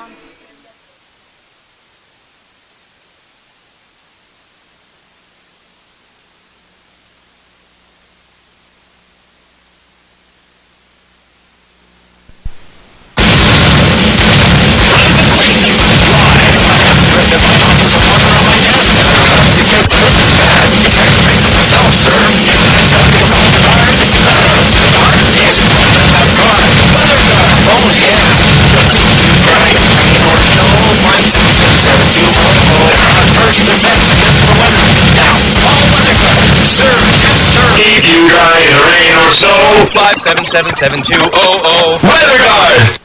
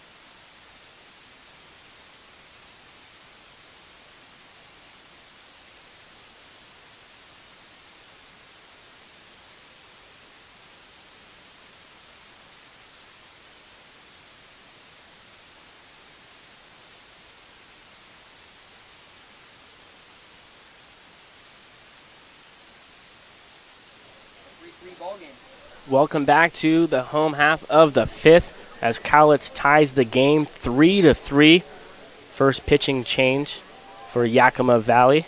Call to the bullpen is number 34, Jackson Betancourt. The lefty will face Mason DeVerna. And DeVerna takes strike one. Cowlitz looking to take the lead back. They had the lead 1-0 after the bottom of the first as the 0-1 finds the inside corner, painted very nicely by Betancourt. But after Cowlitz was leading 1-0, Yakima Valley responded with 3 runs in the top of the second. But Cowlitz has fought back and tied the game with 1 run in the 4th and 1 in here in the 5th. The 0-2 is inside. 1 ball and 2 strikes. Runners on 2nd and 3rd. Big runs out there for Cowlitz here in the 5th. Betancourt had a 6.58 ERA this year, but gets a big strikeout as Mason DeVerna is retired on that breaking ball. So 2 consecutive strikeouts to end the inning and strand the runners at 2nd and 3rd, but the Black Bears tie it up here in the bottom of the 5th. We'll be right back to David Story Field after this.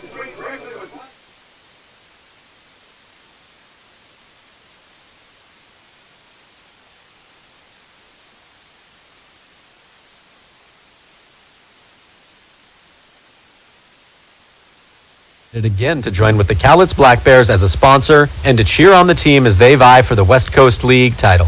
Black Bears games make a great family outing. Bring the whole crew to the ballpark to enjoy a safe, fun outdoor event featuring a dynamic team that will have everyone cheering. As the largest health provider in Cowlitz County, Peace Health is here to step up to the plate and keep your family in the game. Whether it's a routine appointment or specialty or emergency care, Peace Health and the Cowlitz Black Bears, 2 great teams here for our community.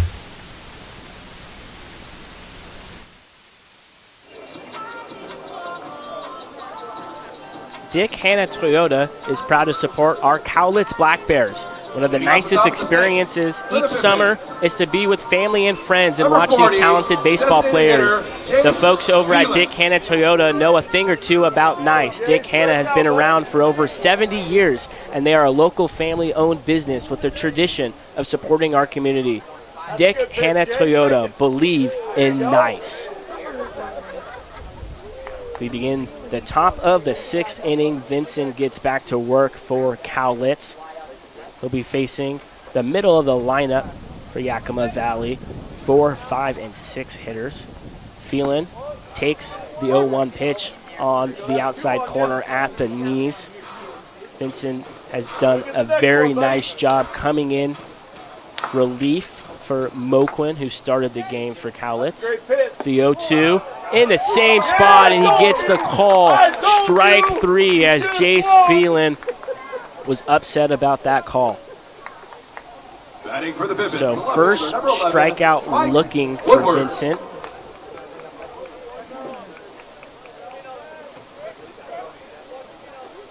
Nobody on and 1 away for the number 5th hitter, Mike Woodward, who takes outside for ball 1. Woodward lined out to short his last at-bat in the 3rd, and he drew a walk in the 2nd. The 1-0 is lifted into shallow center field. Monda started back on it, but has enough time as he tracks that down in center field for out number 2. Vincent looking for consecutive 1, 2, 3 innings. He was able to retire the side in order in the 5th, and that was the top of the lineup he faced then, trying to carve through the middle of the lineup here. So Max Fullerton bats from the left side. He takes outside for ball 1. Fullerton's having himself a nice game so far. He singled and scored back in the 2nd, and he singled back in the 4th. He's 2 for 2 as he gets hit in the helmet. Fullerton not happy with being hit in the head. He's saying a few words to Vincent on his way down to first. as the home plate umpire, Jim Courtney, goes halfway down the first base line to make sure that nothing comes of it. The home plate umpire will give him a minute as Now batting for the pivot. Fullerton gives a thumb up to the manager, says he's all good.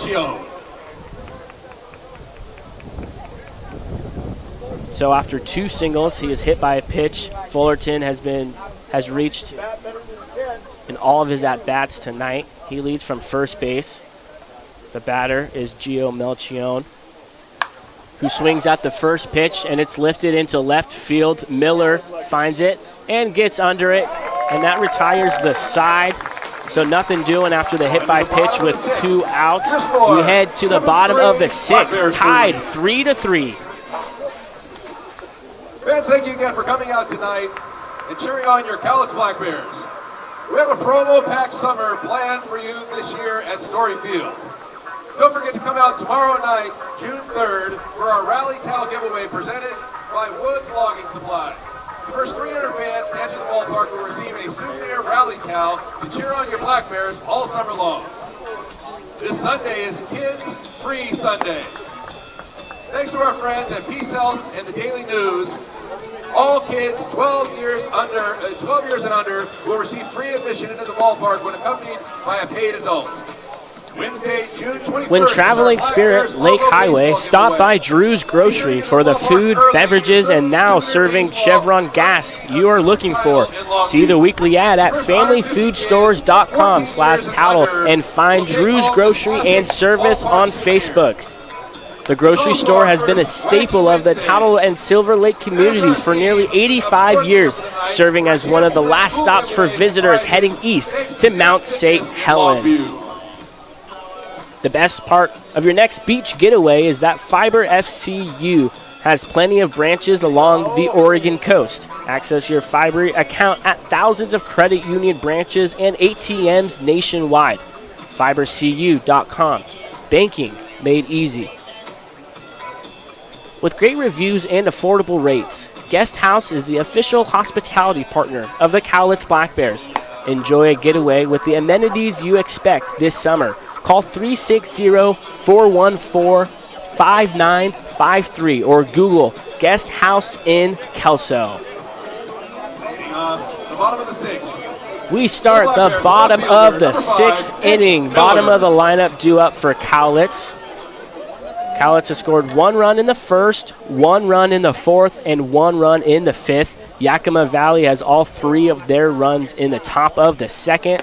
We are all even up here as Miller takes strike 1 on the outside corner. As Betancourt goes back out there, he came in with 2 outs and runners on 2nd and 3rd. He came away with a big strikeout of Mason DeVerna to keep the runners stranded at 2nd and 3rd. He's ahead. 0-2. Miller singled his last time up in the 4th. He's 1 for 2. He also reached on an error. The 0-2 is a grounder to Chavez, a soft grounder. And he throws in time to get Miller. Now batting for the Black Bears, the second baseman, number 8, Jake Schultz. With great reviews and affordable rates, Guest House is the official hospitality partner of the Cowlitz Black Bears. Enjoy a getaway with the amenities you expect this summer. Jake Schultz will dig in with nobody on and 1 away. He picked up a huge RBI single his last time up. That was with 2 outs in the 4th inning. That brought Cowlitz within 1 run, and they tied it in the 5th. A big swing and a miss on the 1-0.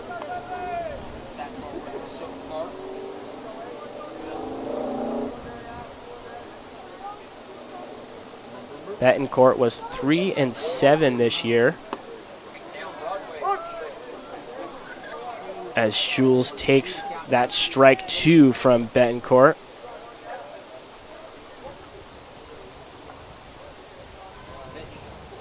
The 1-2, and that's low. A nice take there from Jake Schultz. Betancourt pitched at Montana State University, Billings.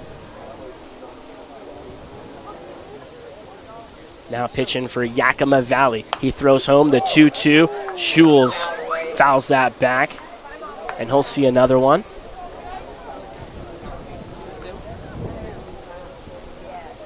Two balls and two strikes, nobody on and one away here in the bottom of the 6th. The lights will be coming on any minute here as the sun's starting to set. The 2-2 just missed.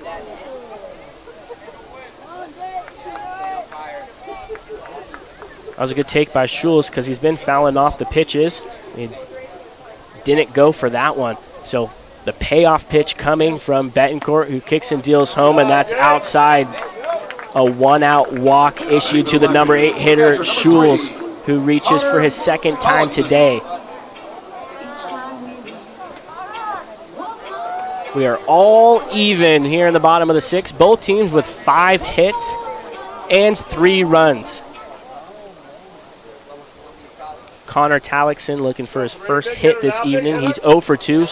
Wastes no time swinging at the first pitch. Fouls it into the netting. 0-1.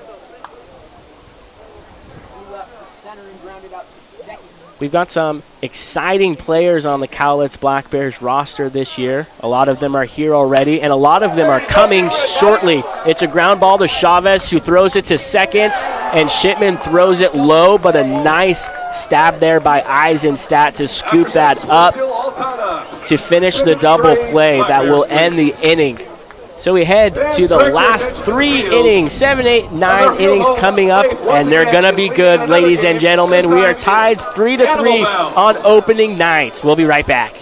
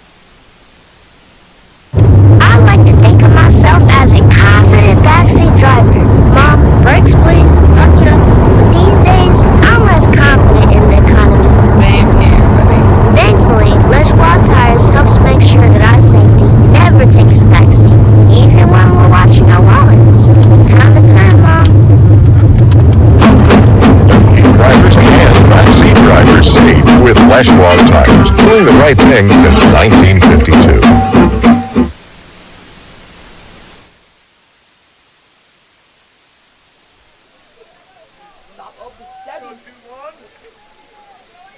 Vincent gets back to work for Cowlitz. Jaden has been doing a great job since coming in for relief for Moquin. First pitch swinging is Chavez, and that is out of play on the right side.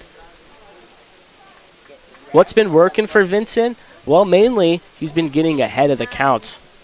He's been working his fastball up and in, up and away, and then his breaking ball has been getting some swings and misses below the knees. So everything working for Vincent, the lefty, as he's way ahead now, 0-2. 8-9-1 due up for Yakima Valley here in the top of the 7th. All tied up, 3-3. Vincent shakes off Talixon on the first pitch. They agree on the second. He kicks and deals home. It's a hit. That ball is hit up the middle, just to the right of Schulz, up the middle for a base hit. Leadoff single to lead off the top of the 7th for Matt Chavez, his second single of the game. So that'll bring up the number 9 hitter, the third baseman, Beck McGuire, who was hit by a pitch with the bases loaded in the second inning. He picked up an RBI on that, and he grounded out to third back in the 4th. So Vincent, the southpaw, works from the stretch. He checks the runner at first. First pitch is in play into shallow right field, and the right fielder, Elliott, makes the catch, and it's a double play as Chavez wandered too far off of first base. Not sure what was going through the mind of Chavez at first base. I mean, it's a tough read because Elliott, the right fielder, had to charge and come a long way. So if it would have went down, they probably would have got the force out at second. So just a tough read there from Chavez. So after that double play, that clears the bases. 2 outs now as the batting lineup flips around for Yakima Valley. Hank Dunn swings at the first pitch. And it's hit into center field. And Monda tracks it down. So after the leadoff single, thanks to the double play, Vincent faces the minimum in the 7th. After we stretch, the Black Bears will come back at the plates, all tied up 3-3.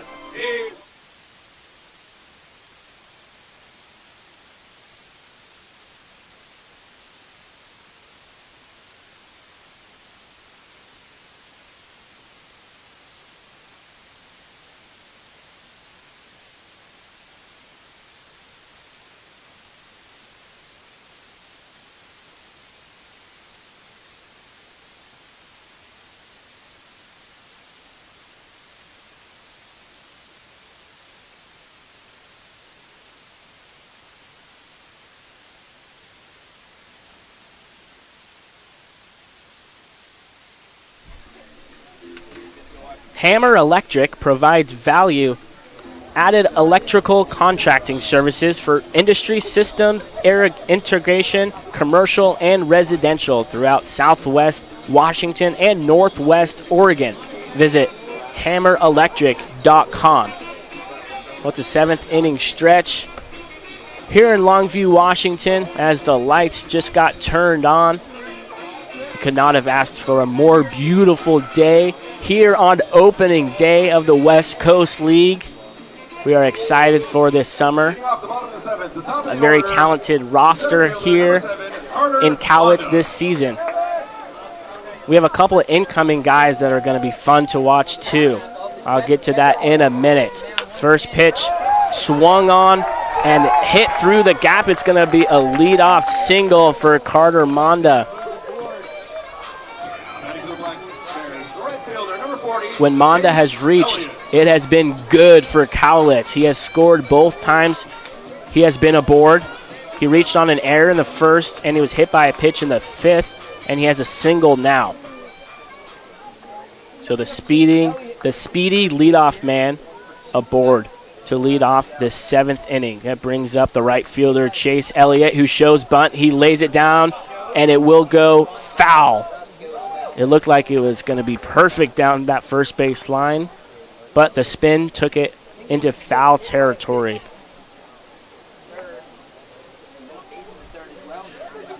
So some of the incoming players that we're really excited about are Grant Jay and Ethan Mann. They play for Dallas Baptist, and they both hit 20 home runs this season, the first time that's happened at Dallas Baptist since 2012. Both of those players were named All-Conference. Elliott tries to lay down the bunt again, and the same result. It just trickles foul. 0-2. Ethan Mann was also named All-American this season, and one of their teammates who's also going to be joining us when their season comes to an end is Nathan Humphreys. He earned himself second-team All-Conference. But back to this one, the 0-2, and Elliott gets a piece of it to stay alive.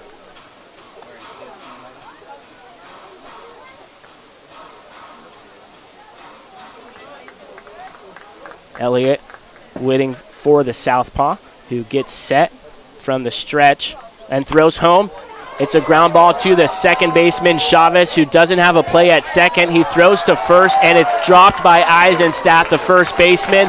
So Chase Elliott is aboard safely after the error.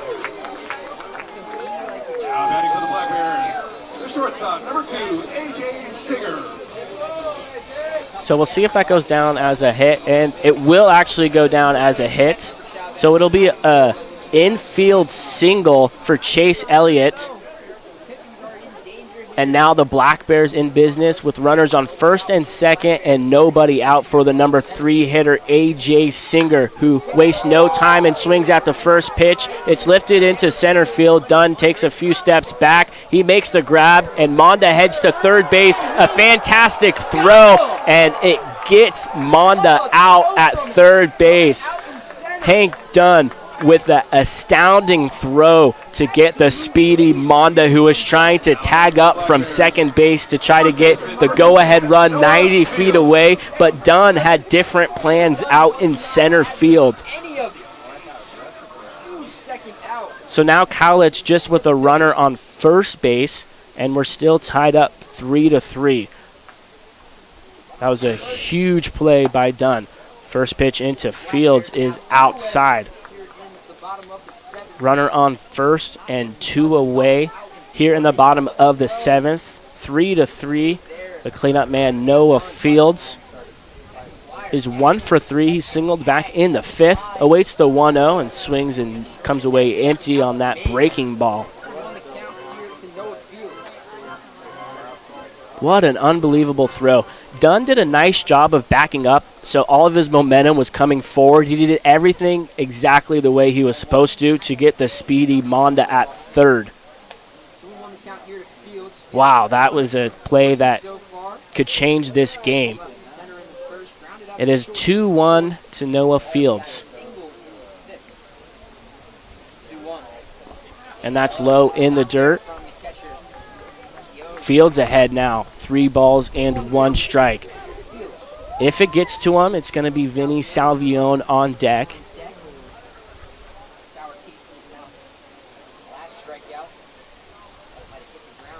Bencourt gets set, delivers home. The ball's hit into right field, and Fullerton barely has to move. He tracks that down. After that huge play from Dunn to get the runner at third, the inning comes to an end. We head to the top of the 8th, 3-3.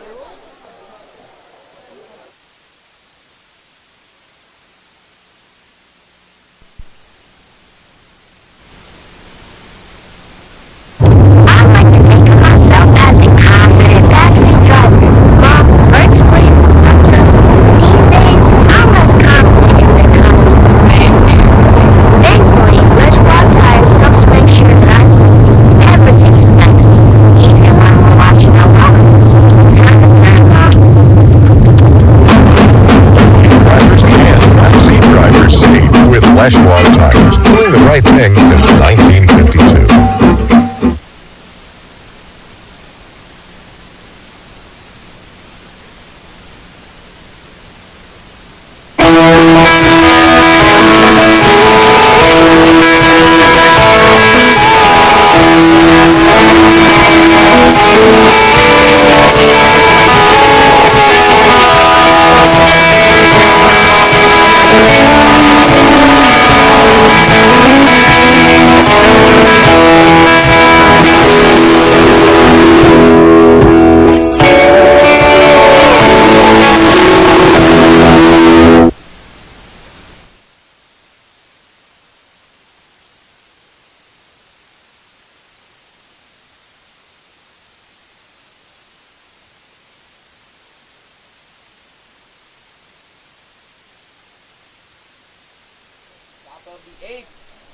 We begin the top of the 8th. First pitch swinging is Spencer Shipman.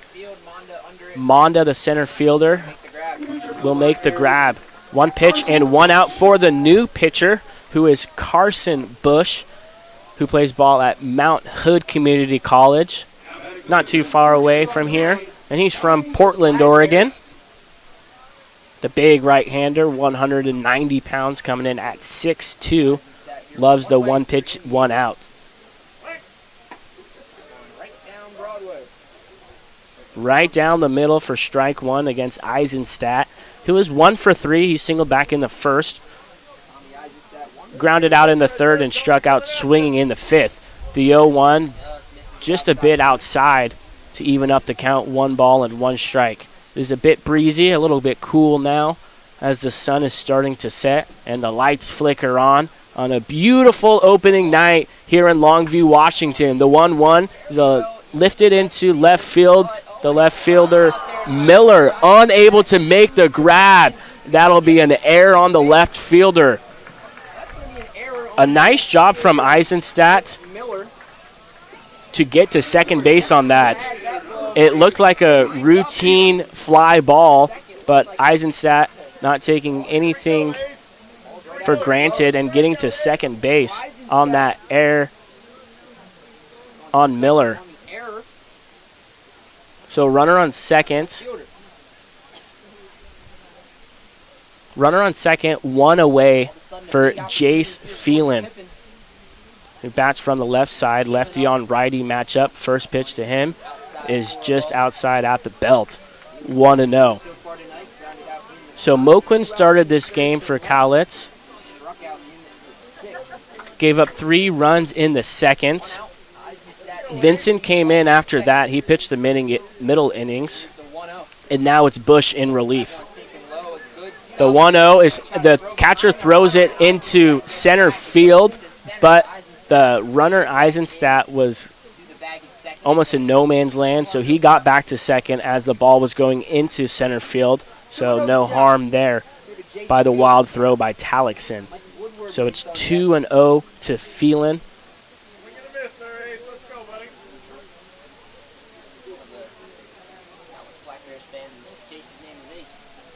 Bush checks the runner at second, the 2-0 non-competitive pitch.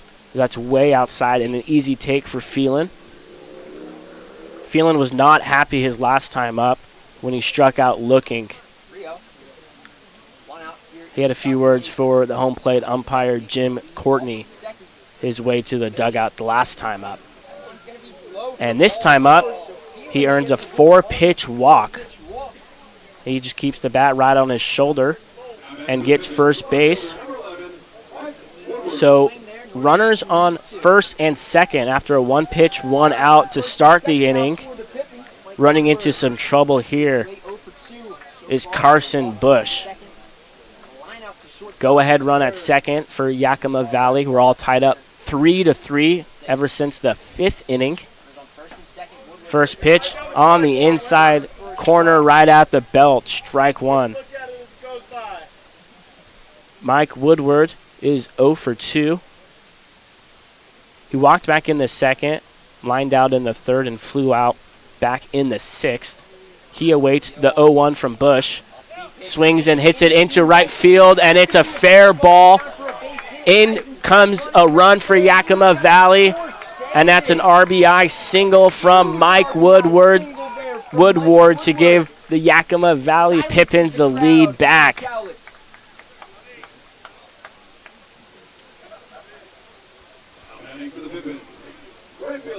Eisenstadt scored on that after the error in left field. Jace Phelan, after the walk, finds himself at third, and Woodward now at first. We have a quick meeting. The base runners have a quick meeting with their coach. Heritage Bank has been building lasting relationship and serving our communities for over 95 years. Stop by your local branch or visit heritagebanknorthwest.com to learn more about banking solutions tailored to your unique needs. Member FDIC, equal housing lender. So after that quick meeting with the base runners, we'll see if Woodward, who's on first base, tries to steal second with only 1 away and try to draw a throw to try to steal another run from Phelan at third. So we'll see what they decide. A breaking ball as Fullerton swings and misses. He's behind 0-1. Fullerton is 2 for 2 with 2 singles. He was hit by a pitch his last time up in the 6th. He was hit in the head, but on a breaking ball, he's okay. And the 0-1 is outside to even up the count. 1 ball and 1 strike. The Pippins took the lead back here in the top of the 8th. They now lead 4-3. And the fastball upstairs gets Fullerton. 1 ball and 2 strikes. Bush looking for a ground ball to Singer or Schulz, or a strikeout here with the runner on third. The runner goes, and a hit and run is successful for Yakima Valley. That brings in Phelan. And that's an RBI single for Max Fullerton. So runner still on the corners for the Pippins. Woodward advances to third, and Fullerton stays at first base. We were all tied up 3-3 heading into this inning.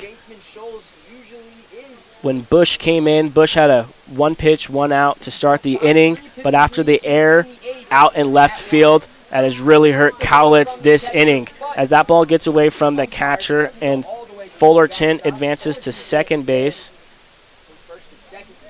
So Fullerton now at second and Woodward at third. Pips have 2 in scoring position here, and it looks like the pitching coach, Justin Parrish, is going to go have a quick visit on the mound. Justin Parrish was a former coach at Missouri Western, and he was on the Black Bears staff back in 2019. He's a hometown kid from Longview, Washington. Your locally owned radio stations are proud partners of Fiber Family Wednesdays. Home Team 100.7 K-Log has the area's only full-time live and local news team. #1 for today's country, and your all-time favorites. Cookin' Country is the #1 station in the area. So after that quick mound visit, the catcher, Gio Melchion, steps in. Melchion is 0 for 3. The infield is in for Cowlitz. First pitch is lifted into left field. Miller will make the catch, and that'll be a sacrifice fly. And it was a great throw. I didn't think he would even have a chance. It made it close, but just the ball was hit too deep to give Miller a realistic chance at that. So productive at-bat for Melchion as Yakima Valley leads 6-3 now here in the 8th. Runner on second base is Fullerton as Matt Chavez takes ball 1.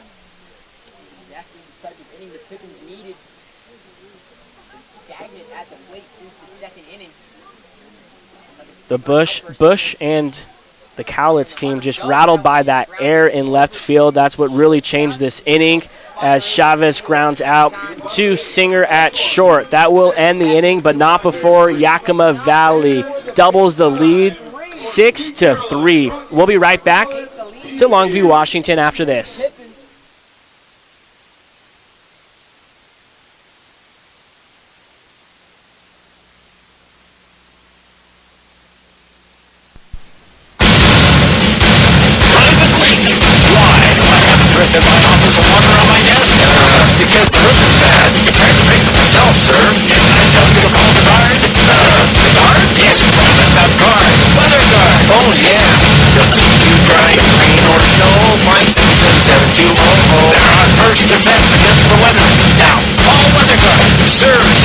Keep you dry in the rain or snow. 5777200. Weather Guard!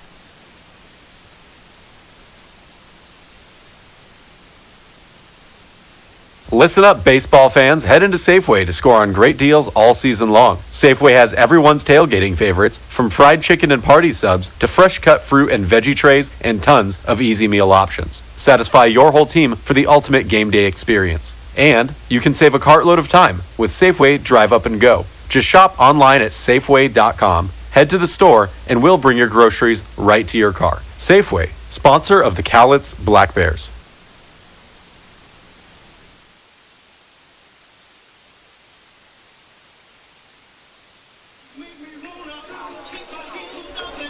Les Schwab Tires is proud to sponsor the Cowlitz Black Bears. When you need tires, wheels, and safety services, Les Schwab is here for you. Visit leschwab.com or stop by.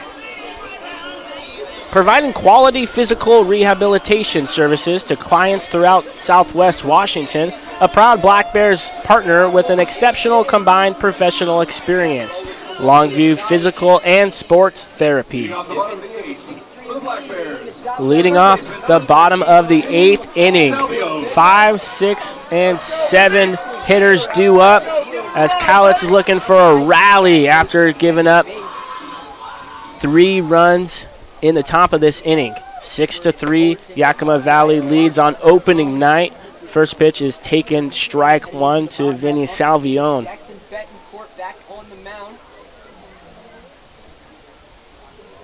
Vinny is from Milwaukee, Oregon, not too far south of Longview, as he takes strike number 2. 0-2. And that's low below the knees. 1 ball and 2 strikes. Vinny plays ball at the University of Portland. The 1-2 is hit up the middle. Chavez, the second baseman, may have a play on it, and it will be close at first base, and he is punched out there at first base by the field umpire, Tom Purchase. That was not an easy play by Chavez. Going towards his right, going towards second base, throwing across his body, but able to get Salvione by half or maybe even a quarter of a step. That was a bang-bang play at first base. The first pitch is low and away to Mason DeVerna, the designated hitter for Cowlitz tonight.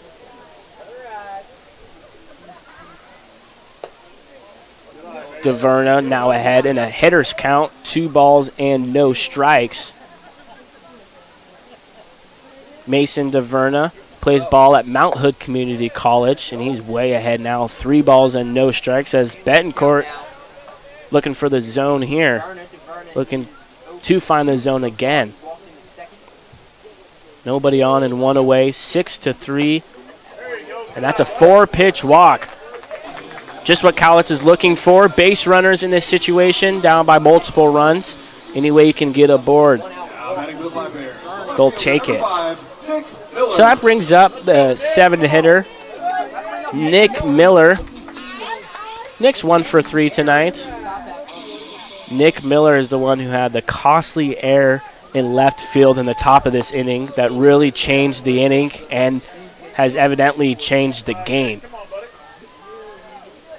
He's behind 0-1. A runner on first and 1 away. The 0-1 painted very nicely on the outside corner by Betancourt, who walked DeVerna on 4 pitches, now finds himself ahead of Miller 0-2. The southpaw looks over, delivers home, and that's in the dirt. A nice stop by Melchione to keep DeVerna at first base.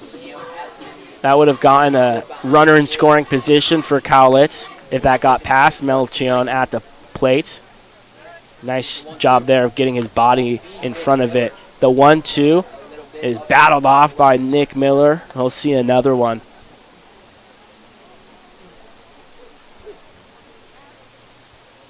Your local Norpac Pepper Mill has been providing customers with quality paper products for more than 37 years. Check out our copy paper on your next Costco trip.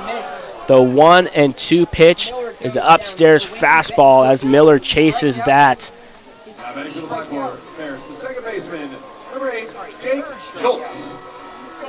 The 1-out strikeout to Miller now brings up Jake Schulz with 1 on and 2 away here in the bottom of the 8th. Running out of time here on opening night is Cowlitz. They have 4 outs to play with, and that fastball gets by Schulz. Unable to catch up to that one.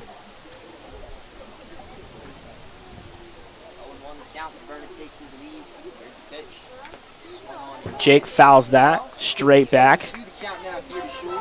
Jake Schulz transferred from Utah University and now plays ball at Concordia University at Irvine. He's from Prescott, Arizona.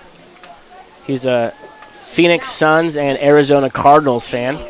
cheering on his home team. The 0-2 is just outside. 1 ball and 2 strikes now to the number 8 hitter. 1-2. Bencourt checks the runner at first, kicks and flicks home, and that's in the dirt again. 2 balls and 2 strikes. The wind is blowing in from center field. See the flag out beyond the dugout. It's now a cool and chilly night in Longview after the sun went down. The 2-2 is fouled back. Schulz stays alive.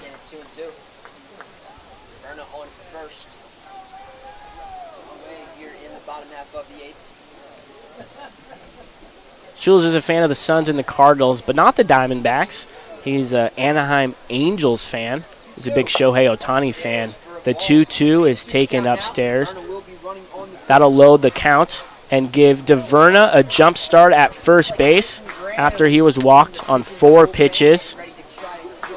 He'll get moving as soon as Betancourt delivers home. There he goes. The payoff pitch gets by Schulz as he comes away empty. So Betancourt able to work around the 1-out walk in the 8th. We head to the top of the 9th, 6-3, Yakima Valley with the lead.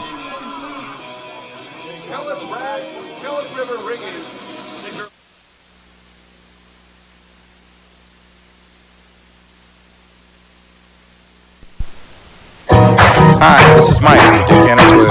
We've been part of this community for years.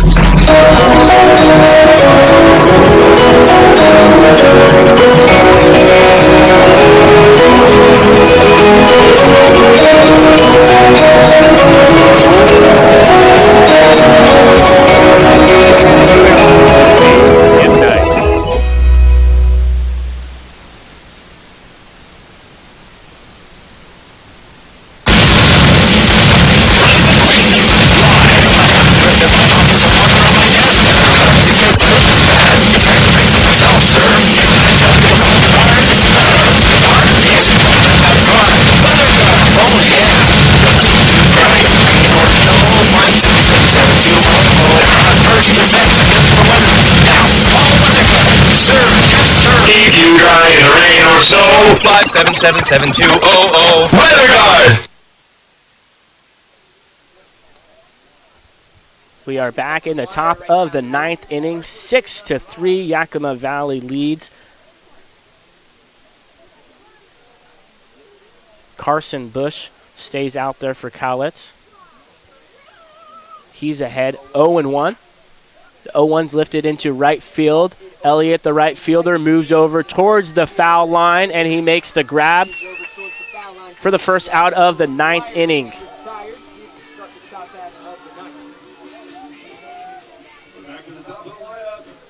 So the batting lineup flips around for Yakima Valley.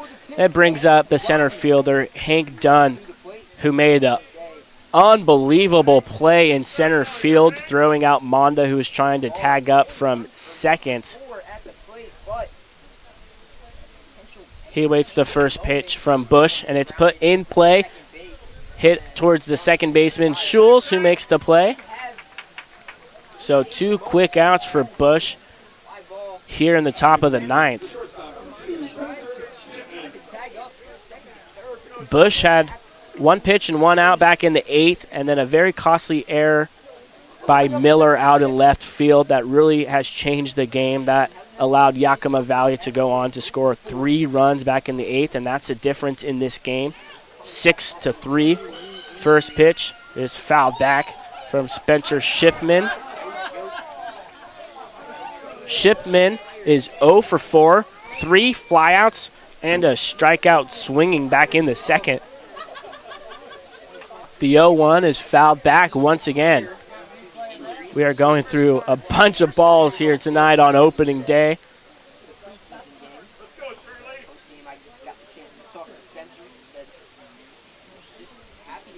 Bush gets ready, way ahead. 0-2, nobody on and 2 away. The 0-2 is hit towards the third baseman, Salvion, with the high throw, but Fields able to corral it, and that'll be the 3rd out of the inning. as Bush retires the side in order. And thanks to Fields for ending the inning. We head to the bottom of the 9th inning. 3 outs left for Cowlitz to try to come back on opening night. We'll be right back to David Story Field after this.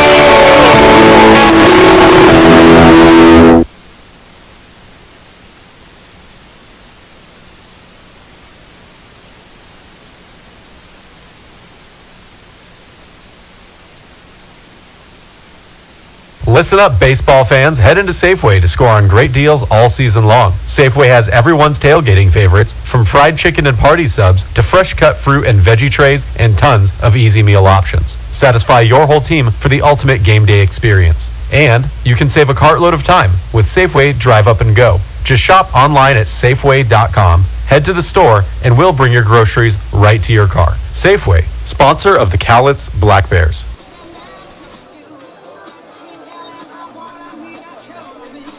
Do you like free food? If you order through the McDonald's app, you earn free points towards free sandwiches and more. Plus, they have daily deals to help you save. You can even complete your order using the app and skip the drive-thru line by using the curbside option. I'm loving it. Your locally owned McDonald's in Longview and Woodland. Try the new crispy chicken sandwiches and delicious meals for delicious items. Order and pay with the McDonald's app.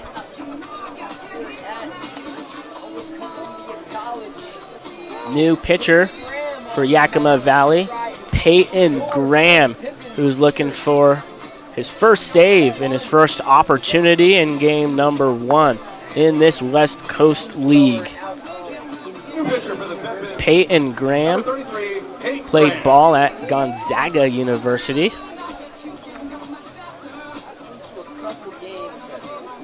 Leading off, bottom of the 9th, for the Black Bears, catcher number 3, Hunter Cowlitz.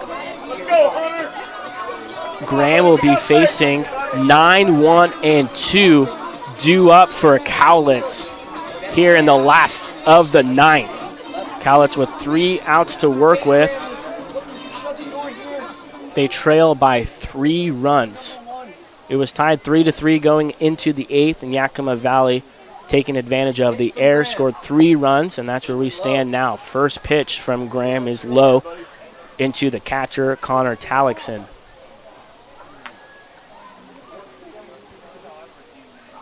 The 1-0, Talixon takes out the belt for strike 1. Graham throwing hard tonight.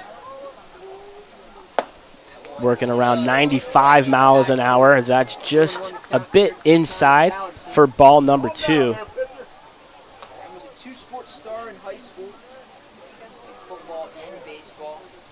The 2-1 is swung on and tipped into the mitt of Melchion. 2 balls and 2 strikes.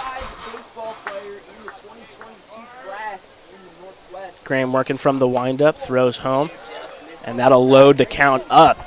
Cowlitz looking for base runners here in the last of the 9th, trailing by 3 runs.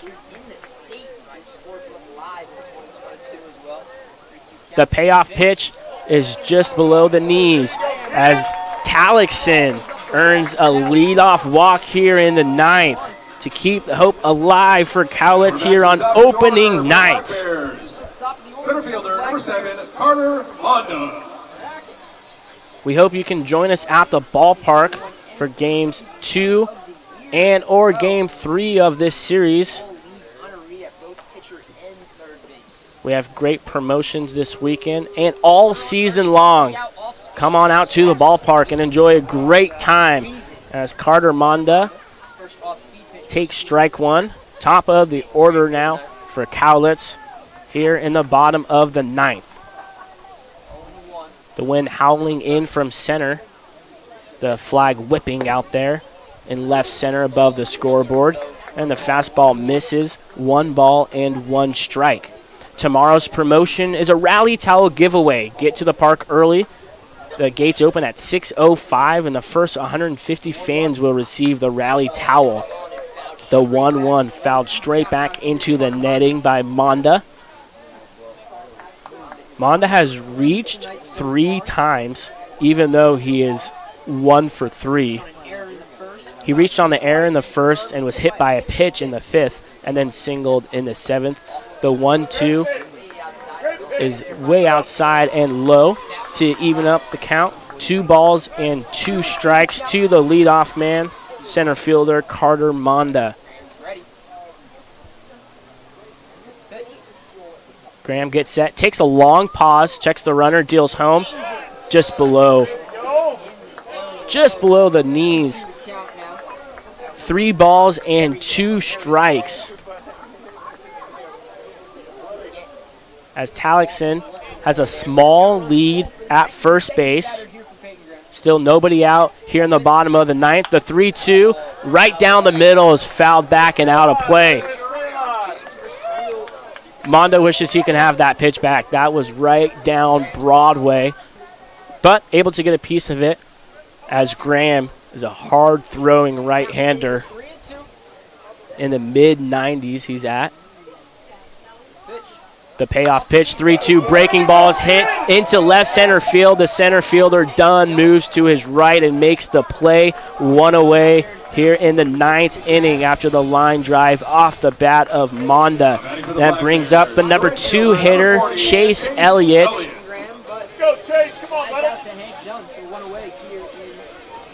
6-3 here in the bottom of the 9th. 1 aboard and 1 away.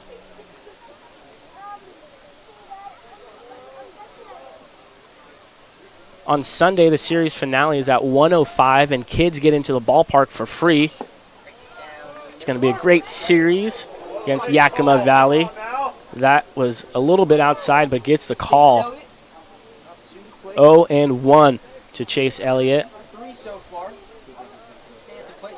Elliott's 2 for 3, having himself a good opening night. He takes that below the zone, 1 ball and 1 strike with a runner on and 1 away.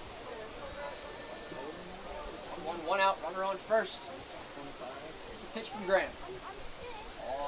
Graham gets set, has a long pause, checks the runner twice, fires that fastball around 96 miles an hour, gets a swing and a miss from Elliott, unable to catch up to that one. It is 0-2 to Elliott.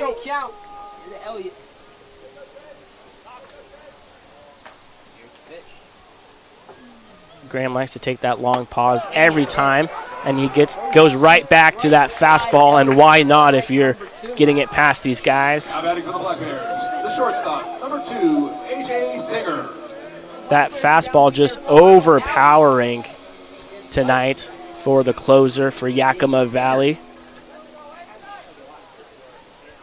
So 2 away, a runner on first. 6-3, Cowlitz down to their last out here on opening night.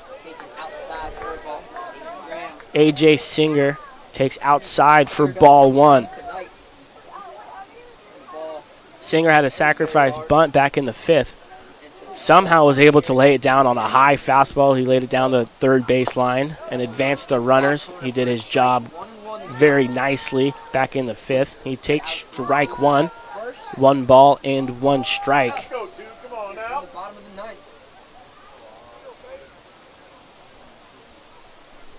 One ball and 1 strike. Graham delivers home. Just a bit up and out. That looked very close. I don't know if it was up or out.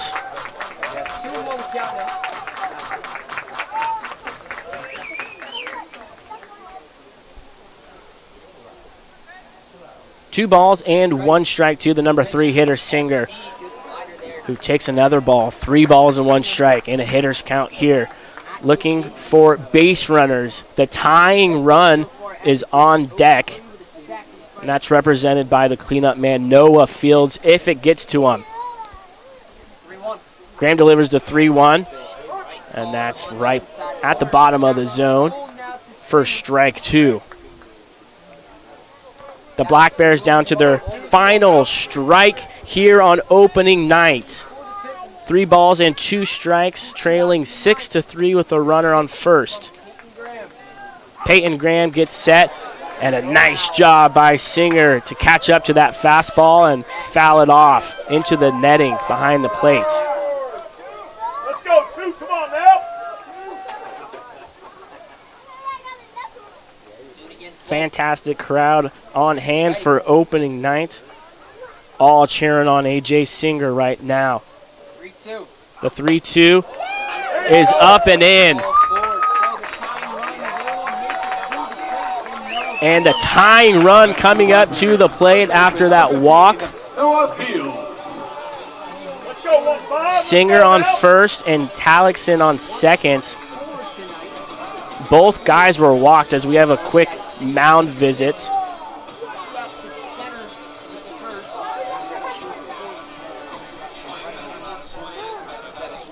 It was 3-3 from the 5th inning all the way to the 8th, and Yakima Valley got 3 runs in the 8th. It is 6-3, but the tying run at the plate here in the bottom of the 9th with 2 away. Noah Fields takes breaking ball. That slices through the zone for strike 1. Fields is 1 for 4 tonight.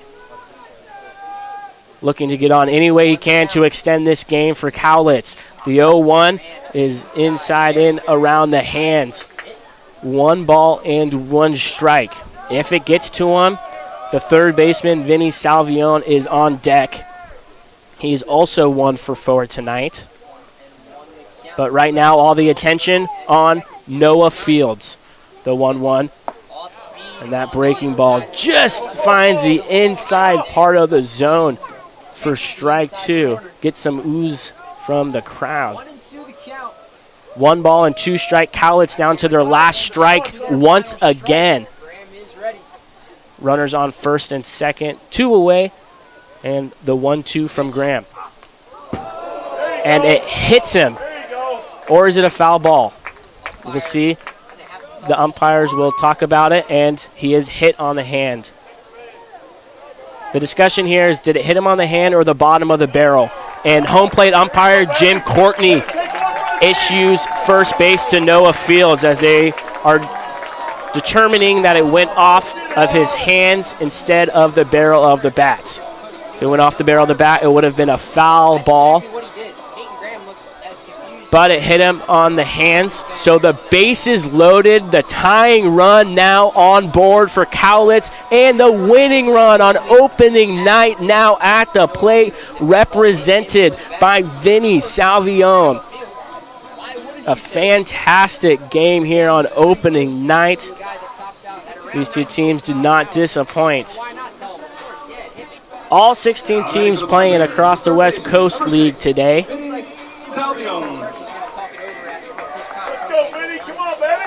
So the umpires having a quick discussion. Even though they already issued first base to Noah Fields, I'm not sure why they're having this discussion at this point after Noah Fields is standing on first base.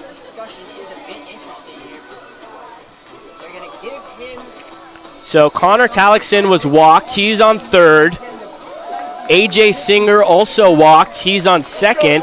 And Noah Fields hit by a pitch. So no hits for Cowlitz, and yet they have the bases loaded and the tying run on first base, the winning run at home plate. Vinny Salvione takes ball 1. Vinny had a single back in the 4th. He's 1 for 4 as he's way ahead 2-0, and we'll have a quick mound visit with the bases loaded. This is getting exciting. Everybody here at David Story Field on the edge of their seats. 8 hits for Yakima Valley, 7 for the Black Bears. It is 6-3, the tying run on first base. What do we have in store for us to finish this ball game? The Black Bears have been down to their last strike 2 different times today. But they have done a great job of passing the baton, starting with the number 9 hitter. We're now with the number 5 hitter in Vinny Salvion, who's in a hitter's count 2-0. Back in action, the 2-1 on the inside corner at the knees for strike 1.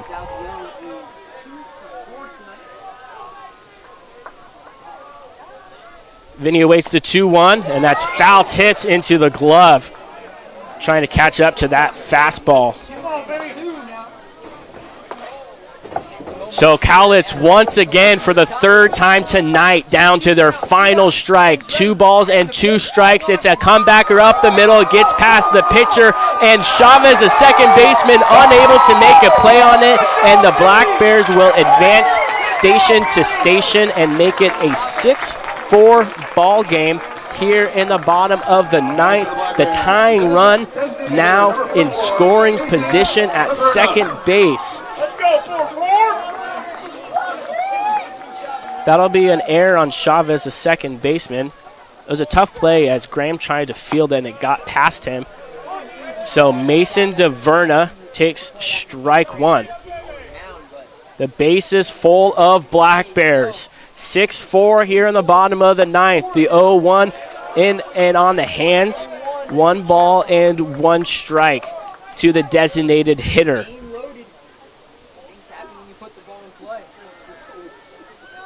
Graham looking to escape this inning. Yakima Valley holds on to a 2-run lead. And Cowlitz for the 4th time tonight down to their final strike. Mason DeVerna looking to extend this game any way he can. 1 ball and 2 strikes here with the bases loaded. Graham gets ready from the windup, and that's low and away. 2 balls and 2 strikes. If you're Mason DeVerna, you have to be ready for this fastball, the heater from Graham that he relies on most. And there it is, but it's just outside.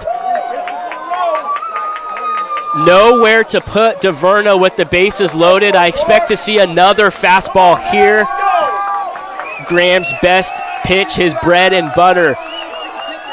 6-4 game, bases loaded, full count, the runners go, and it's fouled off by Mason DeVerna, and the drama continues. We'll do it again. This all started with a leadoff walk to the number 9 hitter, and Cowlitz doing a great job of putting great at-bats together, passing the baton to one another, and here we are, the 3-2 high fastball gets a swing and a miss from Mason DeVerna as Graham somehow escapes this inning as Yakima Valley takes Game 1 here on opening night in Longview, Washington. Final score 6-4. Both teams with 8 hits. Yakima Valley with 2 errors, and Cowlitz with 1 error. That 1 error cost them the game back in the 8th inning. But it was a fun finish here, a dramatic ending as the Black Bears fall short by 2 runs by a final score of 6-4. Thank you so much for joining us tonight. I'm Joey Senna saying so long, and I hope you can join us tomorrow night. First pitch is scheduled for 6:35. We'll see you tomorrow evening.